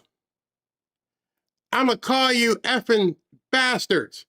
I'm going to mock the thing that really pisses you off. I want you pissed off. You can't do anything. You got no Air Force. You got no Navy. You're running around, going to be trying to throw stuff around in caves. I want to smoke you out. I got this thing called the discombobulator. I want you pissed off. I want you, because pissed off people do stupid stuff. A pissed off enemy makes mistakes. A pissed off enemy might run through the streets going, death to Trump and all this other stuff. You, Mr. Fluff, don't understand psychological warfare. He's hitting them. You know, when I did our poll here, I'm like, how many people you guys are offended? And I'm not offended because I know what he's doing. He's poking you in the chest. You're like, watch this. Watch what I'm going to do. I'm going to make fun of Allah. Yeah, that's going to really piss him off. He knows exactly what he's doing. The funny thing is, they know what he's doing. This is what really freaks them out, because he's calling them out. He's not afraid to call them out. I'm not afraid of the big bully for 40 years has been able to do it whatever they want. I am not Obama. I'm not going to bring over $1.7 billion in cash and say, please don't do anything to us. Please don't hurt us. We'll be really good if you just keep letting the oil flow and you can blow up anything you want, okay? No. We've had it. It's over. And that's what they're afraid of. Like this. Is there any behind the scenes panic from his staff that what he's doing is really undermining his presidency, but also America's standing in the world? Any kind undermining United States in the world? What do you think the other leaders are thinking right now? I'm pretty sure Canada's like, oh, crap. I'm pretty sure Venezuela's new president like, yes, whatever you need, Donald. I'm pretty sure Cuba's like, this guy's going to take it to us. I'm pretty sure all the people who've been messing up now realize it's over, isn't it? Yeah, it's no more. England, sorry. Spain, ain't got nothing for you. NATO, I give you the finger, but I'm on air. NATO, you're done. That's what the rest of the world is thinking. And then the bigger question is, why do we give a shit what the rest of the world is thinking? They are comparing life before Trump to life with Trump, when they had to worry what the other parts of the world were thinking. Why were we worried about what? Why were we worried about what they're thinking? Why are they not worried about what we're thinking? Robin wanted to go on vacation. She's like, well, I guess Spain's out, and I guess London's out. Yeah, have it. You brought all those people into your country. Have it. Good luck. Don't need you. And that sounds harsh. I understand right now, some of you guys, damn, Barry, that's kind of harsh. But is it true or not true? Who needs who here? We have the biggest economy in the world. You want to sell your wine. You want to sell your vehicles. You need our tourism. You need our dollars. And without our dollars, your economy go way down. And this is in addition to all the trafficking, all the drugs, everything else that the deep state has been doing to America, and it's just tightening up on them. So no, we don't care what the rest of the world thinks. I don't know why we'd ever cared what they're going to be mad in England. Okay, then what? And safety. There is There's some panic. I mean, there White House staff who have worked for President Trump, whether it's during the first administration or now, will acknowledge that half the time, probably more than half the time, they are reacting to what he is doing. They are learning about what he is doing when he does it, when he posts it on True Social, when he says something different in a press conference, you know, when he goes off the cuff on speeches. That is him deciding. You can see it play out when reporters are asking him questions about the war as well, that he is sometimes just deciding in that moment what he wants to say or what he wants to pursue. Now, to your point, yes, I think that your assessment is right. Are we going to see Republicans running out saying this is unacceptable, frightening, and that we actually should support a war powers vote? No, you're not going to see that, because there are plenty of Republicans who have also encouraged the president to take more aggressive action, namely someone like Lindsey Graham. And we should point out that this is coming out on Easter Sunday. From the leader of the party of family, the leader of the party of Christian. This is a Saul Alinsky moment here. Now we got to try and use your own ideology against you. You shouldn't be talking like this on Easter. You know, it's a big Christian holiday, and you're talking, you know, mean and aggressive and everything. He ain't talking to us. He's not talking to anybody here. He's not saying stuff to his family. He's not saying anything to Americans. What are you talking about? He's not even saying anything to other Christians. Oh, you think we should be demure. You think as Christians we shouldn't have any time in our life when we're going to strike out or protect ourselves. Is that what you really think? Do you really think Christians should be timid and never seek to fight? And I find it odd that you're talking about Christianity when all the guys on that panel have obviously never read Leviticus. So how are you going to use our faith against us because of something said about another country? Values, like, that matters. And I think, like, the fact that we are not going to see not just the Republicans that are in there, but folks around the country who say that who say all of these things about queer people and how gay people getting married that are gay are ruining the country, and they don't care about God and Jesus on Easter Sunday. This is what your president. I'm sorry. Did President Trump say anything about gays? No. Did President Trump say anything at all? How did you interject President Trump saying something about Iran and somehow align that with some sort of anti-LGBTQ SSIPPI? How did you make that parallel? I'll tell you how. Because you're doing anything to rile people up. The alphabet soup people are some of the easiest ones to rile up. Well, if he feels that way about Iranians, he probably feels that way about us. What are you talking about? When I tell you these people have nothing, you're seeing it. Oh, you know, he might say about us next. What? How? Oh, it gets a couple of minutes left. Oh, what's this? I don't think it's an accident. What is this praise be to Allah line? Exactly. This is not. He doesn't care about Allah. He's obviously like poking at them. And the increasing rhetoric around this war being some sort of divine. You got it. You got it right there, bud. You don't have to wonder. He's poking them in the chest. He's like, knock this off my shoulder. Yeah. You got it. Why does it bother you?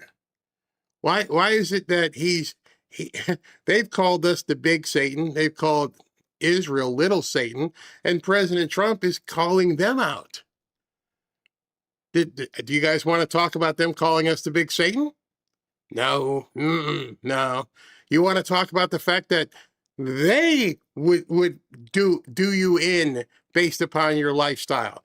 President Trump ain't hunting you. Go over to Iran and see if you could live the lifestyle you live here. You'll be crying for President Trump to come help you. But you shouldn't be mocking. Why not? I think you mock Christianity every single day.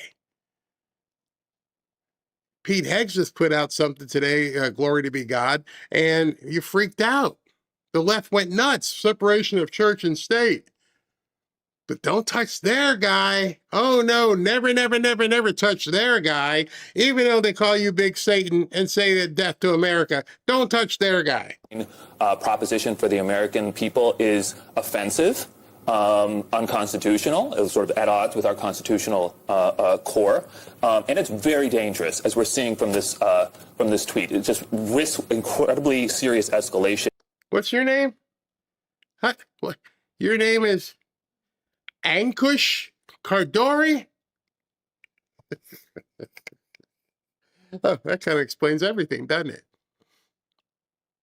Now you should have had the disclaimer. He's mocking me. Because he's one of the guys that's being mocked right there. Yeah. Look at Ankush Kardori. I bet you he didn't celebrate Easter today.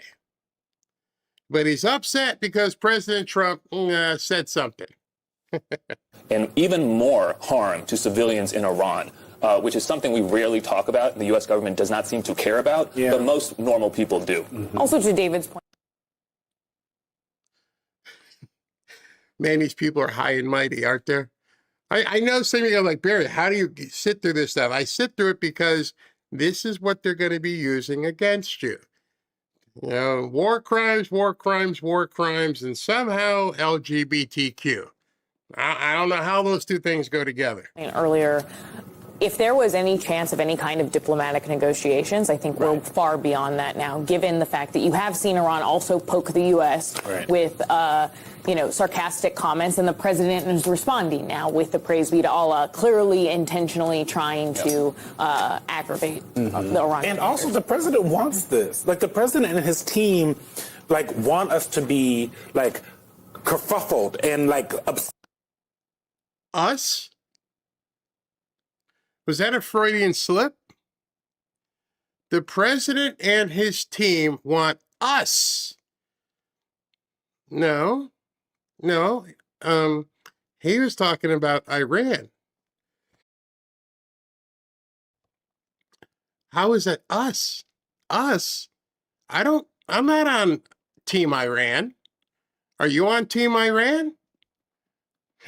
Upset and mad about what he tweeted because they think that so much of this is like a game, right? Like, can you get the media riled up about what we're saying and what we're doing? Well, guess what? It works, but for good reason. Sorry, Jackie. No, well, I'm not necessarily, just to pick up on where Laura left off, I'm not necessarily sure that this is what his staff wants, but it is the biggest difference between Trump 1 and Trump 2. In Trump 1, you had John Kelly, who decided to not let Trump be Trump. He tried to control. Bingo! Now you got it. Trump 1, there were people there trying to, in her own words, control President Trump. Oh, you can't do that, Mr. President. This is how you have to do it. Remember, President Trump, that was his first time in Washington. Oh, this is how it works here? Yeah, this is how it works. Oh, you're fired. Get out of here. Who else? Oh, you can't do that, sir. This is how you have to do it. Oh, okay. And now they're longing for those days. Can we go back to the days when there were people there that controlled President Trump? Oh, the good old days when we had a box around this guy. And now you don't have that box and you're freaking out. Executive time, implement policy time. He tried to make sure that he was always staffed, restrict the flow of information that was going into the Oval. Susie Wiles took a dramatically different approach during the campaign. It was essentially to, again, allow Trump to be Trump. Look at that dude's face. I didn't see that before. I didn't notice it before. Oh gosh, look at that face. Says it all. That is a broken half man. That is somebody who realizes at this point, nothing you're saying matters. This president is doing what he needs to do for America, and the 12 people watching this show, they don't understand what's happening, and you can't explain it to them. You're worried because he's poking them. Well, they've been poking us for 40 years, and now we have a president poking back, and that's the face you get. That's how you look when you got a man with a set of cojones on him, and he's not going to take it anymore. He knows his time is limited on this network. This weekend has been filled with executive time. This felt pretty inevitable. And now she's also complaining, apparently behind closed doors, according to Time magazine, that the administration and that the folks around Donald Trump are giving him a rose-colored version of what's happening in Iran, and that they're not fully telling the president the truth. So maybe letting Trump be Trump isn't actually working out for her. She's like, who did this? Right. Who's not apprising the president of things he needs to know? Where's the chief of staff? To your point, Eugene, about, yeah, he probably did it because he wants us to get angry, wants the media to get angry. Well, you know what? Yeah, I will speak for myself as a member of the media. I am angry. I don't care. I can tell you something else. President Trump doesn't care. I am angry. So, oh my God, these people are so full of themselves. He's basically weeing in his pants saying, I'm upset, I'm mad. Because the president of the United States should not be speaking like this. The president of the United States shouldn't be talking this way. I don't know. When he went to take the oath, did he say, make sure you don't say anything ever that's going to affect the fluffies on MSNBC? I didn't see that in the oath. He should be talking this way. Well, guess what? Guess what? He is. He's going to continue. Get used to it. This isn't your same old president. This isn't your kowtow president. This isn't Obama. I'm so upset. Not to the American people, not to the wider public, and certainly not during a time of war. This is outrageous. And I would think at this point, I hope somebody sends President Trump this clip right here. A mission effing accomplished. I destroyed the media.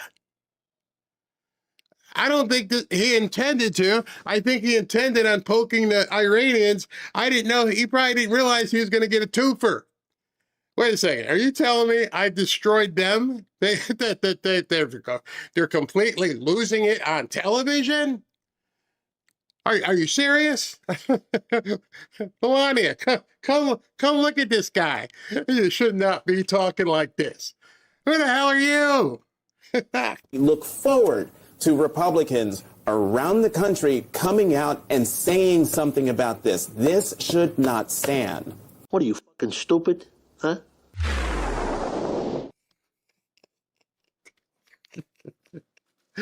Oh, it's Sunday. It's Sunday night. I wanted some levity here. This should not stand. What exactly does that even mean? Is somebody supposed to tell him, take it down? You can't talk to us this way. He wasn't talking to you. Down. Oh gosh. It took me like 20 minutes to go through that clip because I kept laughing. I could not believe I was watching people on television, news anchors, talk that way. Yeah, you had this guy talking about war crimes. He's whining that if it were anybody else, Congress would already be talking 25th Amendment because he's talking mean tweets again.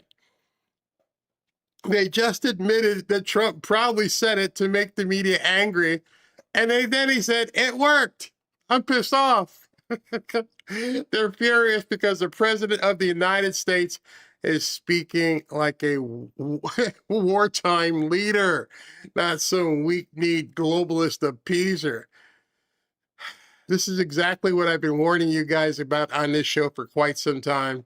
The Democrat Party and their lapdogs in the media, they're not built for this. There are many people on the right who aren't built for this. They can't take it. They are literally freaking out. Go look at some of them. I go, oh, I can't believe you talk that mean. Meanwhile, Iran has spent decades chanting death to America while our presidents bowed and sent pallets of cash. Now, our guy gets tough, shows the mullahs we mean business, blows the hell out of them, and suddenly Trump is the problem.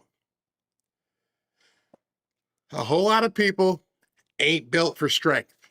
They squat to pee when real leadership shows up.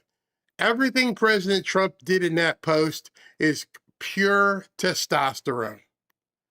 And you'll start seeing it and you'll start understanding it the more you start breaking it down and looking at it. We all know about the impending deadline on Tuesday. Well, supposedly Tuesday. The deadline creates urgency for Iran and gives Trump an extra negotiation chip that didn't exist before. Now everybody knows it. If you don't do what I say and come to the table, things are going to start getting blown up. But it gets better because the same guy who created the term fake news and little Marco and all these different terms, Pocahontas, has now branded a deadline. I don't know if you saw that. The marketing genius is now branded the deadline. It's Power Plant Day and it's Bridge Day. Right now there's people, hey, what's tomorrow? Oh, wait a minute. Tomorrow's Power Plant Day. Better not go near the power plant. When's Bridge Day? Oh, it's the same day, but it's later on. So we had Easter, and we're moving into two more holidays, Bridge Day and Power Plant Day.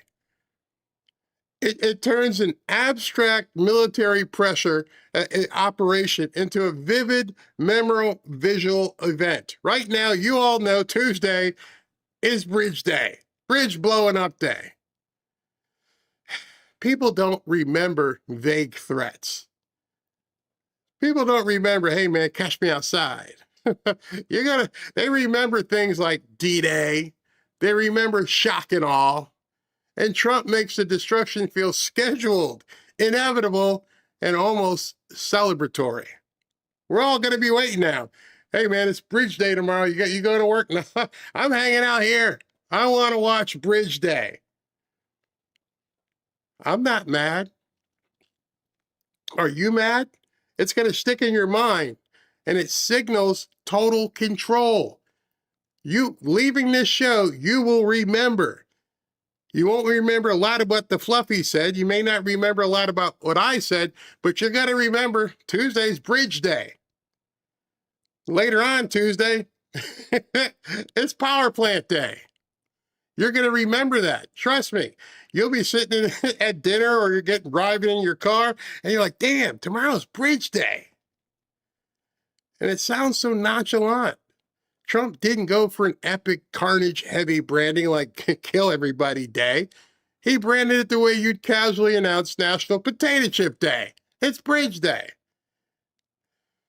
That's intentional. He's making an apocalyptic-like event for Iran feel like routine and mundane and something for the United States to look forward to. It's an event. Mother's Day, Easter, Bridge Day, Power Plant Day, National Women's Day, No King's Day, Bridge Day.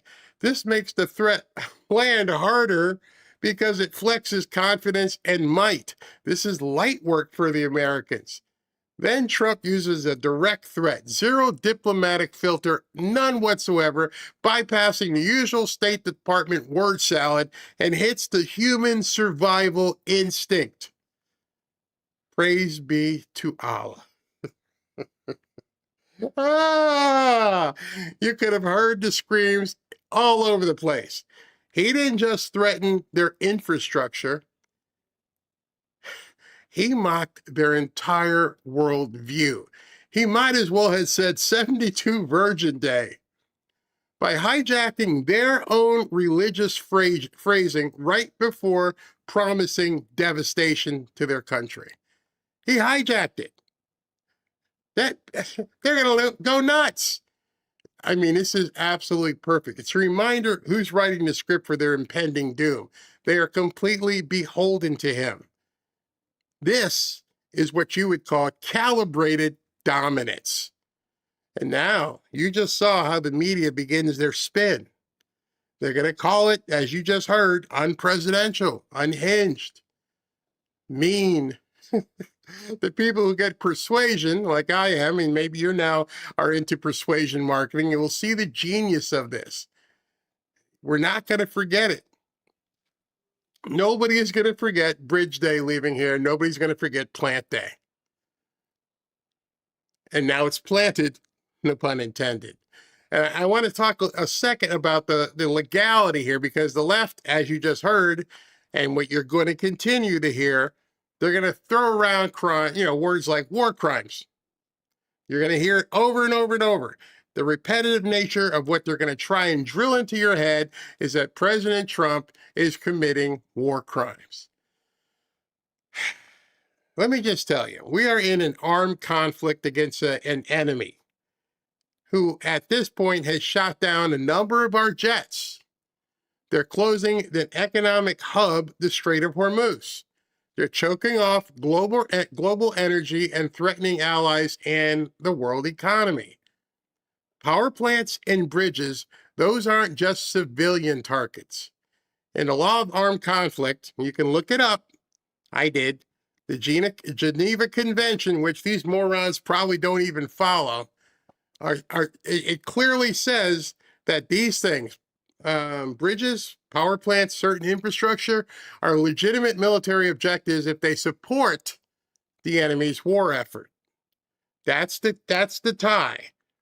If the enemy is using these things to support their war effort, then they are legitimate targets. They didn't say that. You're not going to hear that. You can actually begin asking people, hey, are they driving trucks with missiles across these bridges? Oh, you didn't know that. Oh, are they bringing rockets across these bridges? Oh, bingo, legitimate target. These power plants, are they using them to, I don't know, build anything? Maybe enrich something? Legitimate target.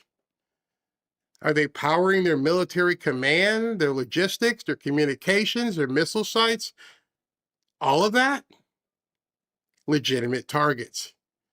An appropriate and proportionate response to protect American lives in open sea lanes? Legitimate target. All of that, and you can look it up yourself, is absolutely legal under self-defense in terms of protecting your country. And we've already done it. Reagan did it. This isn't the indiscriminate bombing of villages with kids and women. It's targeted pressure to end the threat. You just can't let these people drive missiles across a bridge. Boom, on Bridge Day. The left, you're going to keep hearing it. They're going to scream war crime over and over and over at you. Remember when they cried about that guy Soleimani? Same song and dance. Trump isn't committing crimes. He's preventing them by showing strength so we don't have to fight forever wars. That's the difference. Our people before wouldn't use that strength to stop things. This is what winning looks like. Trump means business. The media's weakness, as you just saw, their hand-wringing and clapping, their 25th Amendment hysteria only proves how out of touch they are with real Americans. We saw two miracles this weekend. We saw the best military in history do what they do best. And they got to do it because we had a president who unleashed them. And we also now know we have a president who will never, ever leave an American warfighter behind. I don't know, anybody remember what happened in Benghazi? Where they actually told soldiers to stand down as they dragged American bodies through the street. But that was okay. What difference does it make right now? Sorry, new president here. So stand tall, be proud, be American proud. This is your country. This is what we voted for, strength. So at this point, coming as a son of a military guy, I just can say, God bless our troops. God bless President Trump, and God bless the United States of America. We're not playing these games anymore. President Trump isn't going to be playing these games anymore. Thank God.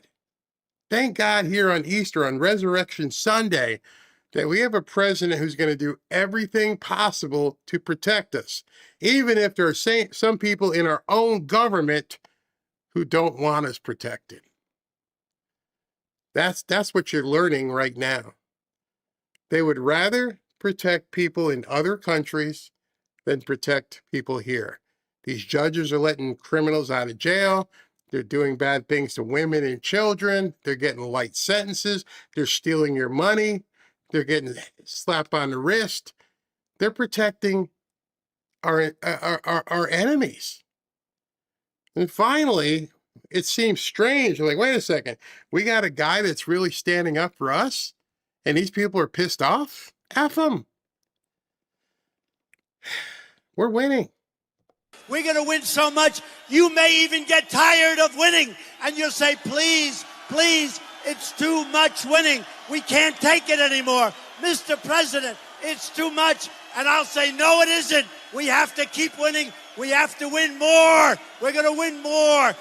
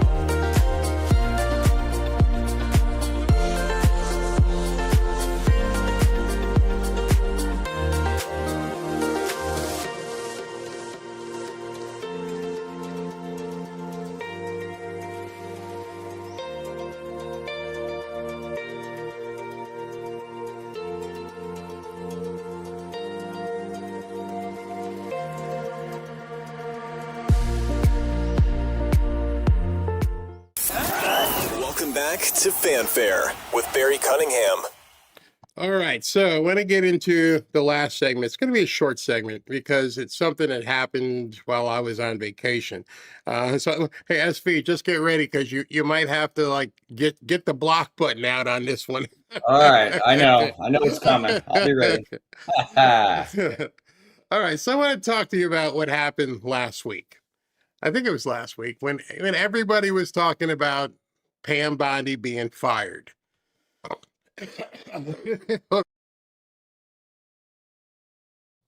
As I fight this cold, I don't know if you want to unfollow me because what I'm going to say is probably going to be completely contrary to what a lot of you guys probably think. If you followed the Pam Bondi story last week, you may have not gotten the truth. And I'm saying that with complete conviction. People had an absolute conniption fit out there, screaming from the rooftops that President Trump fired Pam Bondi as Attorney General. Fired. They screamed it. People on the left, people on the right, panicans, doomers, even people in our chat were saying Pam Bondi got fired. Their hair was lit on fire. Some people were happy. Chaos in the White House. Another cabinet shakeup. Trump's turning on his own people. MAGA, it doesn't like Trump anymore. But wait a minute. Did President Trump really fire Pam Bondi? Oh, hold on. I know what's about to happen. Barry, yeah, she didn't do anything. Oh, really? Or are we witnessing yet another psyop, even being executed on people on the right? You see, it's another classic case of Trump derangement syndrome, where the left-wing media and their Democratic pals, and of course the rhinos, and also, the panicans and doomers, make wild assumptions with zero solid substantiation. I can say that firmly, because they don't have any substantiation. None of us do. There's only one thing that tells us what actually happened. I heard people in our own chat were like, "Well, she gave away the information about Swalwell." Not true. Gonna prove it to you. So let's cut through all the BS. Can we talk as adults here? Let's go straight to the source in regards to what President Trump actually said. Because that's the only source I can put any credence in. Not, hey, I've got sources here, and somebody told me. No, the facts are right there in black and white, and they don't lie. Here it is, directly from President Trump himself on Truth Social. Many of you have probably seen it. Maybe you think this is, old news or something. But I want you to read it from a different perspective. Pam Bondi is a great American patriot and a loyal friend. I could stop right there and go, that person didn't get fired. A loyal friend. Remember, the left tries to denigrate loyalty. They try to impugn fealty. And he's saying she's loyal. Who faithfully served as my attorney general over the past year. Pam did a tremendous job overseeing a massive crackdown in crime across our country, with murders plummeting to their lowest level since 1900. By my estimation, that's over 100 years. She was so successful, we haven't seen these numbers in over 100 years. And then you get this. We love Pam. Anybody talk about that? Did you see anybody anywhere talking about that? He didn't say, I love Pam. He said, and he wrote, and you can see it, he said, we love Pam. Who's we? Don't know. But it indicates plurality, not singularity, meaning there's more people who love Pam in regards to working with her. All right, so let's continue with this. And she will be transitioning to a much needed and important new job in the private sector. I want you to stop and read that.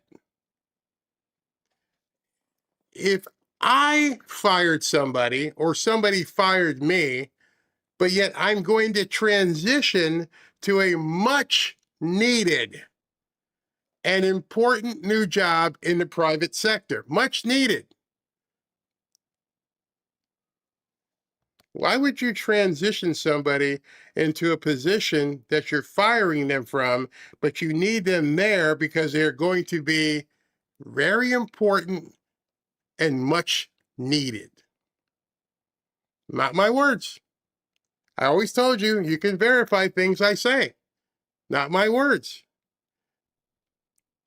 And it's going to be announced at a date in the near future. Now, how many of you have ever been fired and the guy firing you says, let me know when you start your new job so I can tell everybody? No, that doesn't happen. I want you to dwell on this because too many people just glossed over it. She got fired. Nope. All right. And our Deputy Attorney General and a very talented and respected legal mind, Todd Blanche, will step in to serve as acting Attorney General. Now, you had some people saying, oh, he's a Democrat and he's horrible and he's this and he's that. So I'm going to dial you back. When all these indictments and stuff were happening across the country, who was the guy sitting right next to President Trump in all these trials.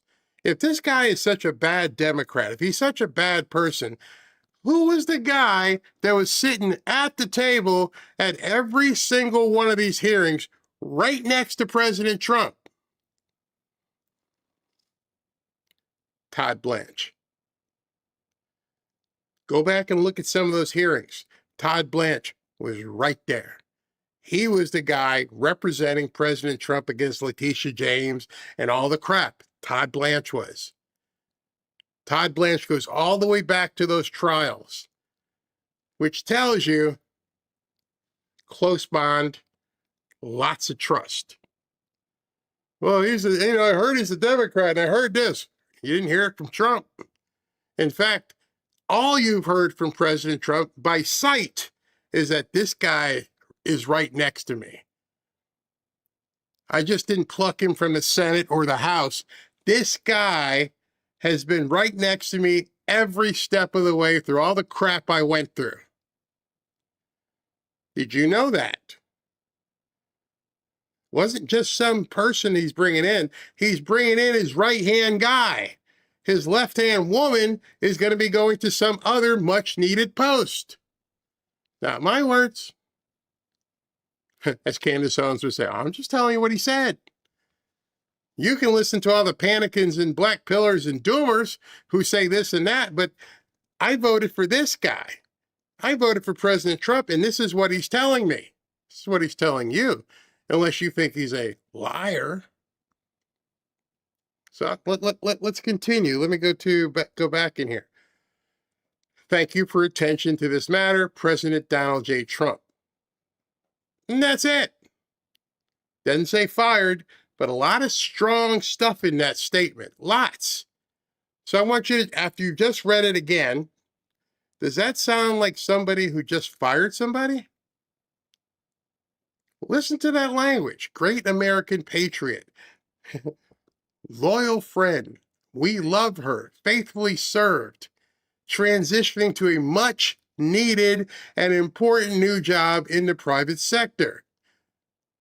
There's not a single one of you who can probably say you were fired and the guy firing you said, you know what, you're going to be taking this much better job, much needed in the private sector. Nope, be gone. This wasn't you're fired from the guy who made a living and made money from saying you're fired.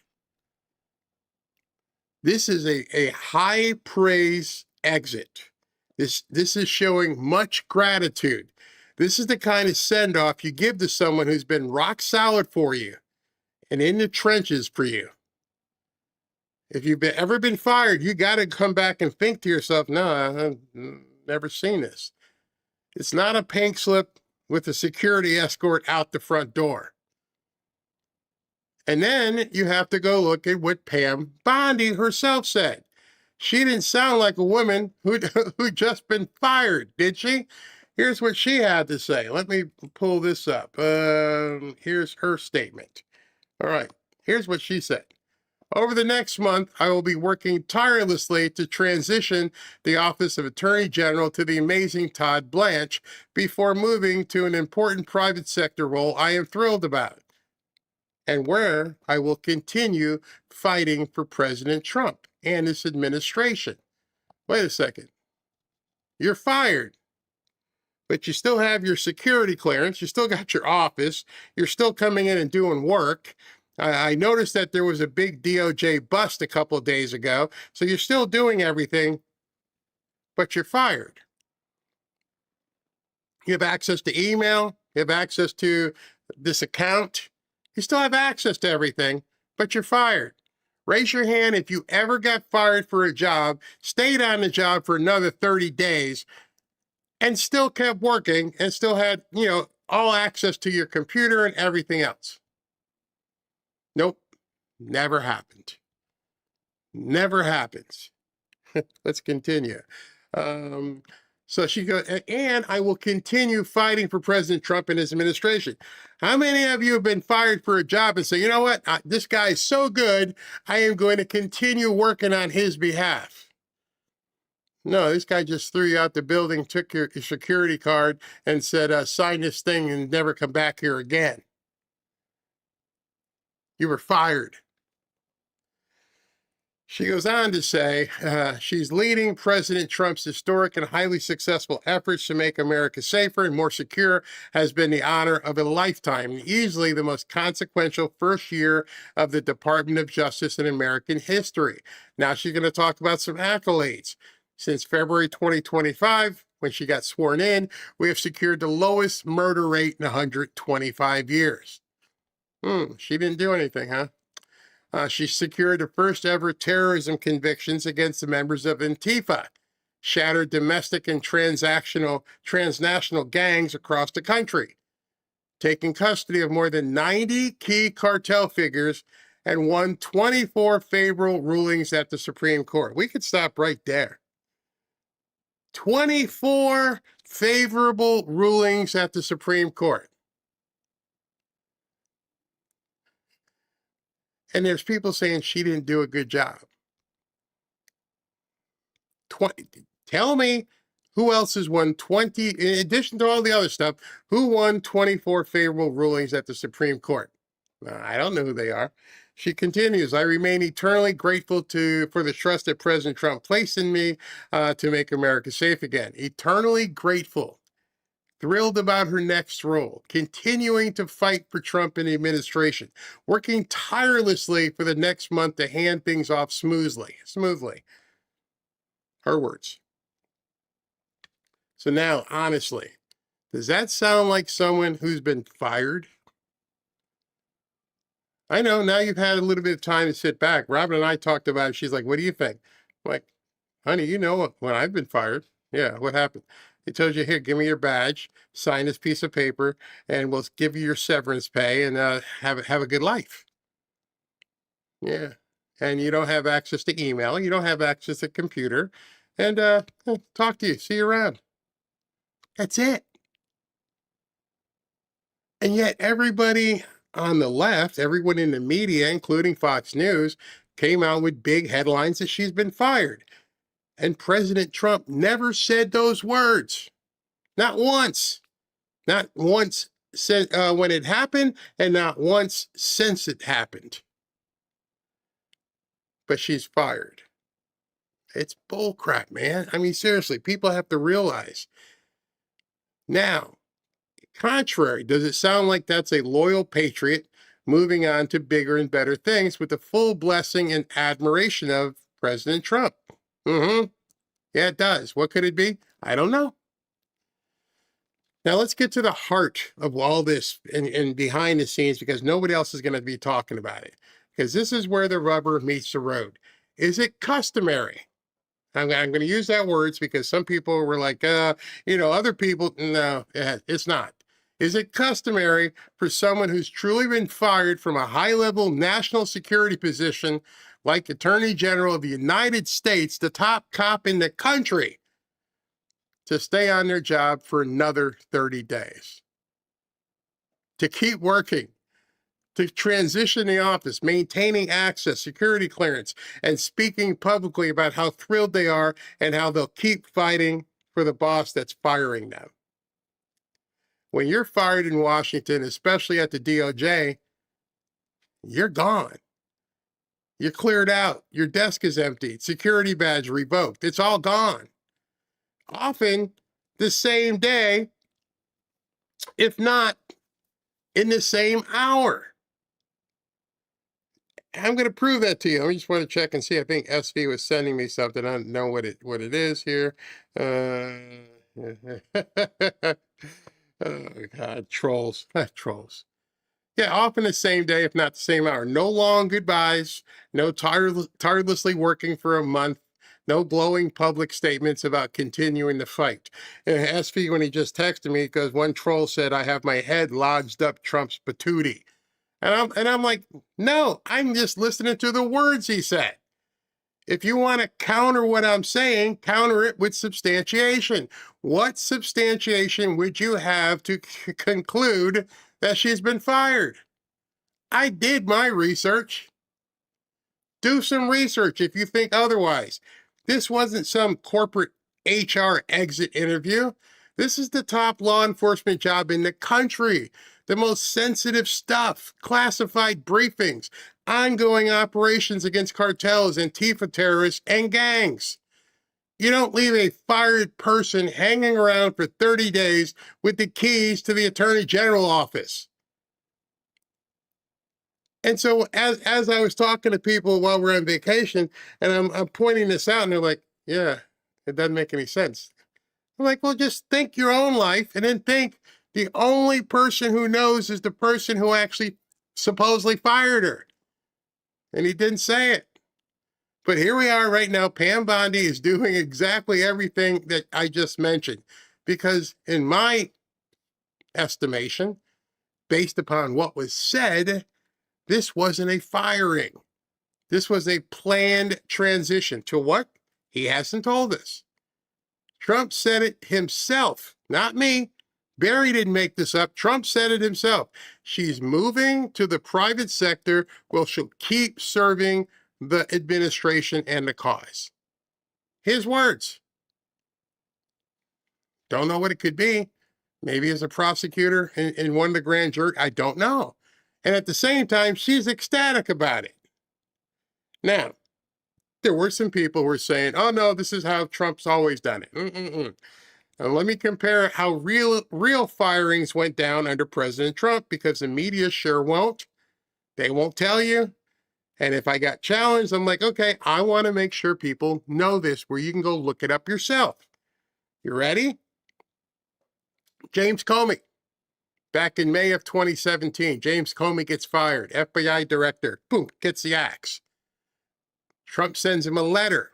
Boom. Effective immediately, you are hereby terminated and removed from office. Quote, no praise, no great patriot, no transition period. Pack your shit and get out. Comey was out in California giving a speech, and he finds out from watching the TV screens in the hallway like the rest of America that he got fired, terminated. No 30-day handover. You're gone. Pam Bondi, who is the Attorney General, didn't happen to her that way. Go look it up. He didn't get to stay on to work tirelessly. He's gone. The media call it a firing because it was. They had a field day screaming obstruction of justice and all their usual nonsense. Funny, nobody called Pam Bondi's firing obstruction of justice. Why not? All right, here's another one for you. How about John Bolton? John Bolton was the National Security Advisor in 2019. Trump tweets it out. Go look it up. I informed John Bolton last night that his services are no longer needed. Bye. No 30 days, no warm fuzzies, no I love you, no tremendous job. Nothing. Nothing like that. No 30-day transition, no staying involved. Services no longer needed. Get your key card, get out. Pack your stuff. That's how you fire people. Short, sweet, and permanently. That's it. It wasn't a layoff, it was a fire. Jerome Powell at the Federal Reserve. Jerome Powell had to go to court to keep his job. Trump's been on his ass since months ago. And you hear what Trump thinks about him all the time. He's stupid. He's incompetent. He's also been trying to throw Powell in jail for fraud. Those are just three prominent firings you can go back and look at and see what happened. He didn't say anything ill, no bad words about Pam Bondi. This is night and day. Trump is singing her praises, letting her stay there. She's listing her historic wins, the lowest murder rate since 1900, the Antifa stuff, blah, blah, blah, blah, blah, over and over, 24 Supreme Court victories. On the official handle of the Attorney General of the United States. Bolton, Comey, nope, be gone. It's over. She's thanking Trump for the honor of a lifetime. This isn't a firing. This is Trump being the loyal leader he always has been, rewarding good service by moving a patriot to where she can do even more good in the private sector. Todd Blanche, as I told you, was right next to him the entire time. Now, he's going to be stepping up as the acting AG, and we're not sure if he's going to be the final choice, but right now it's orderly, professional, and it's successful. So why are the Trump haters and the fake news media calling this a firing? Why are they spinning it into some sort of chaos and saying she was fired and all that garbage? Because they can't help themselves. They've got Trump derangement syndrome, just like the guys that SV is having to boot out of here because they have nothing to offer. When the guy that SV just had to ban from the chat because he said, I got my head up Trump's butthole, my comment to him was, I understand, or it would be, I understand what you just said. I understand that's how you feel. You got anything other than emotion? You have anything indicating otherwise? I do. I have information that you can't ignore. I have the actual words of the President of the United States. What do you have in the contrary? I'll wait. I'll look in the chat. You're going to tell me Alex Jones said something, Laura Loomer said something, or this, but I have the words of the actual President of the United States. I have what he put out there. And you're going to try to match it with somebody who said something and this guy said something? Good luck with that. People are assuming the worst with no substantiation whatsoever. It's the same old playbook. It's played. Create drama, paint the administration as unstable, distract from real wins like the safest America in over a century. Murderers plummeting, gangs, cartels on the run, terrorists convicted, and oh yeah, about 175,000 kids that were trafficked rescued. I got data. I have actual information. I would love for someone to tell me how they believe she was fired when they have nothing.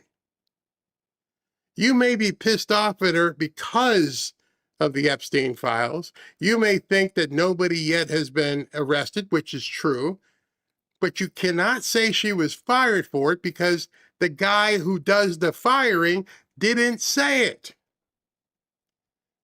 So what you got?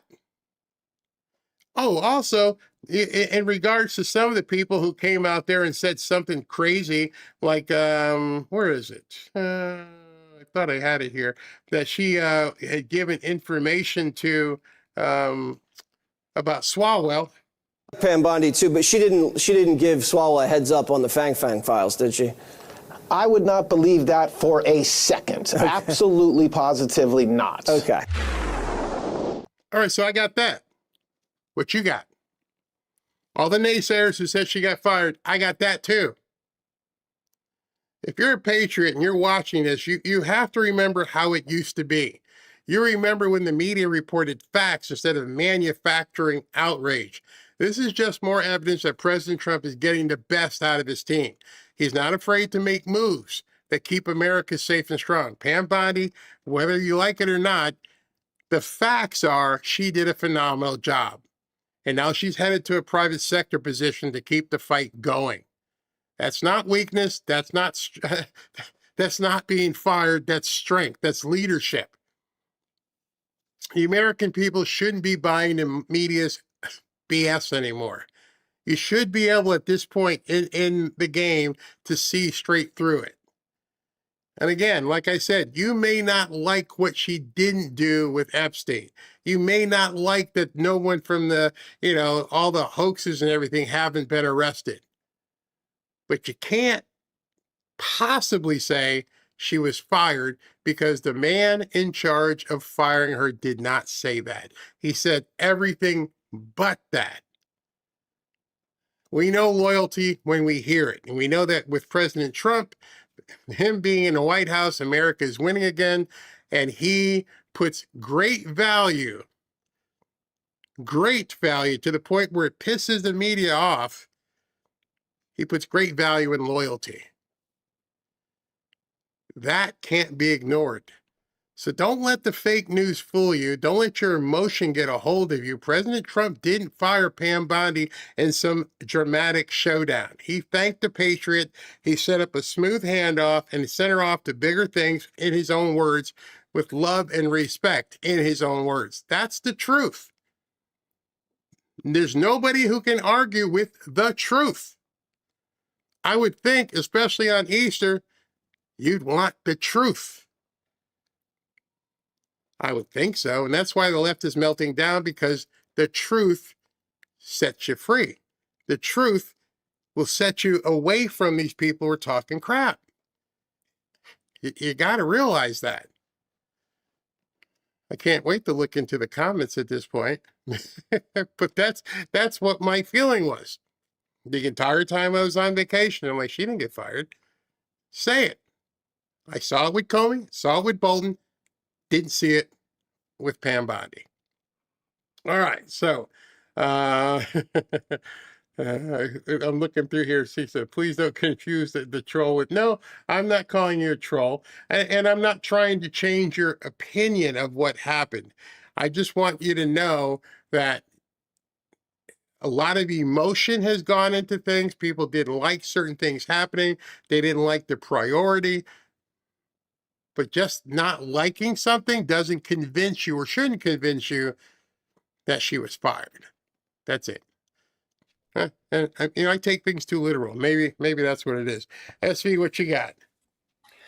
Oh my God, I've just been zapping a few trolls. They're all based on feelings. I want to do like snap out of it. Give them a little wake the hell up, you ignorant people. The whole thing I try to do is remove feeling from things and just say, just look.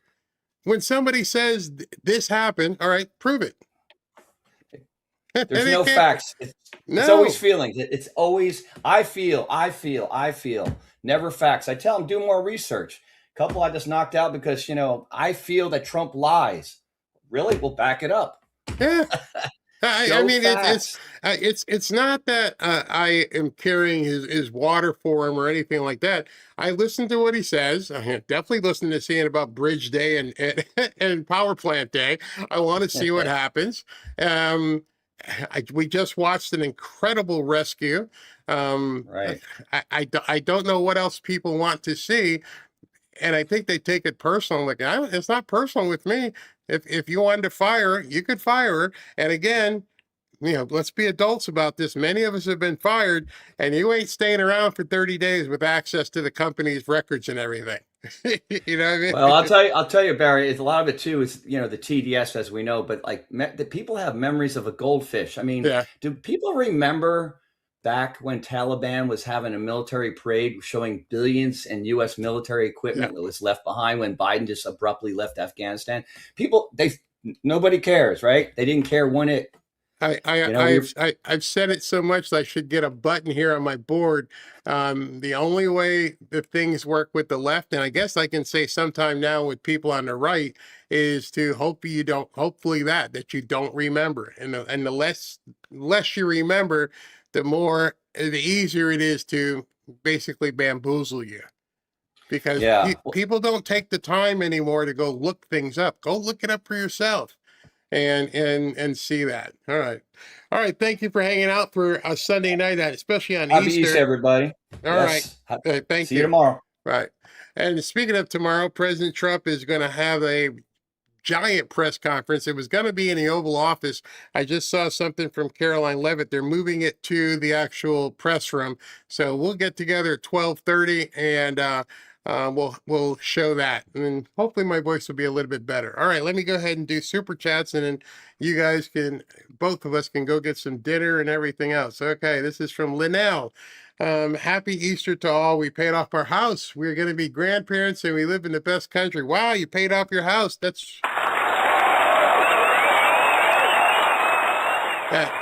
is awesome. Nicholas, I love it, Barry. Voted for President Trump. Indeed. Cutting edge. Now certain Iranian officials and the MSM are asking public not to post the locations after what they did to the paper. People. Yep. No mercy. Langley, thank you. Fakowski, brother, thank you. Chiosop, Trump took political and judicial persecutions a bullet and is still fighting for this country. You're crying about paying $1 more for gas. Sad. Exactly. Again, that goes back to the whole memory thing. People don't remember. Fakowski, Bunny and Bunny, Easter. Okay. Liz Rancourt, waiting for federal judge to rule tomorrow that WSO has to be returned to Iran. God bless our troops and amazing president. Indeed. Fakowski, on to the egg hunt. Yeah, I think I'll show that tomorrow before the press conference because that's going to be an upbeat event. And I like, depending on nothing happening. Wesley, God bless America and thank you for your service. All of them. Chiosop, they're out of virgins in Islamic heaven. They're switching with transformers. Not a good deal for radicals anymore. No one wants to go. Brian Newland, read the Geneva Convention, Afroman. Look it up. Mobile tech, if taking out power plants are war crimes, then Ukraine would be effed. They've been taking out Russian power plants. Whereas they're screaming to them. You're exactly right. Brian, how many times has Iran said, yeah, those words? You know, you can't even say those words here because it's that bad. James, things get better after this is over. Cheaper oil, cheaper gas, and everything else. Do your own research. I love that handle. Protocol 1, Article 54 shows on Grok that hitting everything besides civilian infrastructure and destroying access to food and water isn't a war crime. That's what I'm talking about. Getting people to actually look up information. Good job. James Hammond, the Royal Navy will arrive very soon because UK mad. Mr. Pug's mom. Thanks, Barry, for the comic relief. Now I know where to go and I need a good laugh. Thanks for all you and mods do. Happy Resurrection Day. Happy Easter and Resurrection Day to you as well. He is risen. Cutting edge. The Bible says, make no peace with evil. Ed, happy Resurrection Day to you as well. He is indeed risen. C Mills, a happy Bridge Power Plant Day. Make it a holiday. Should be a national holiday for sure. You won't forget it. Stephen James, have they listened to the language in Democrat speeches lately? Bingo. Hello, Christine. Congratulations for Bibles in honor of my baptism last Easter. It's been a wonderful year. And by the way, have a wonderful Bridge Day. And congratulations on your 1 year of your new life. Chiosop, is it pansy?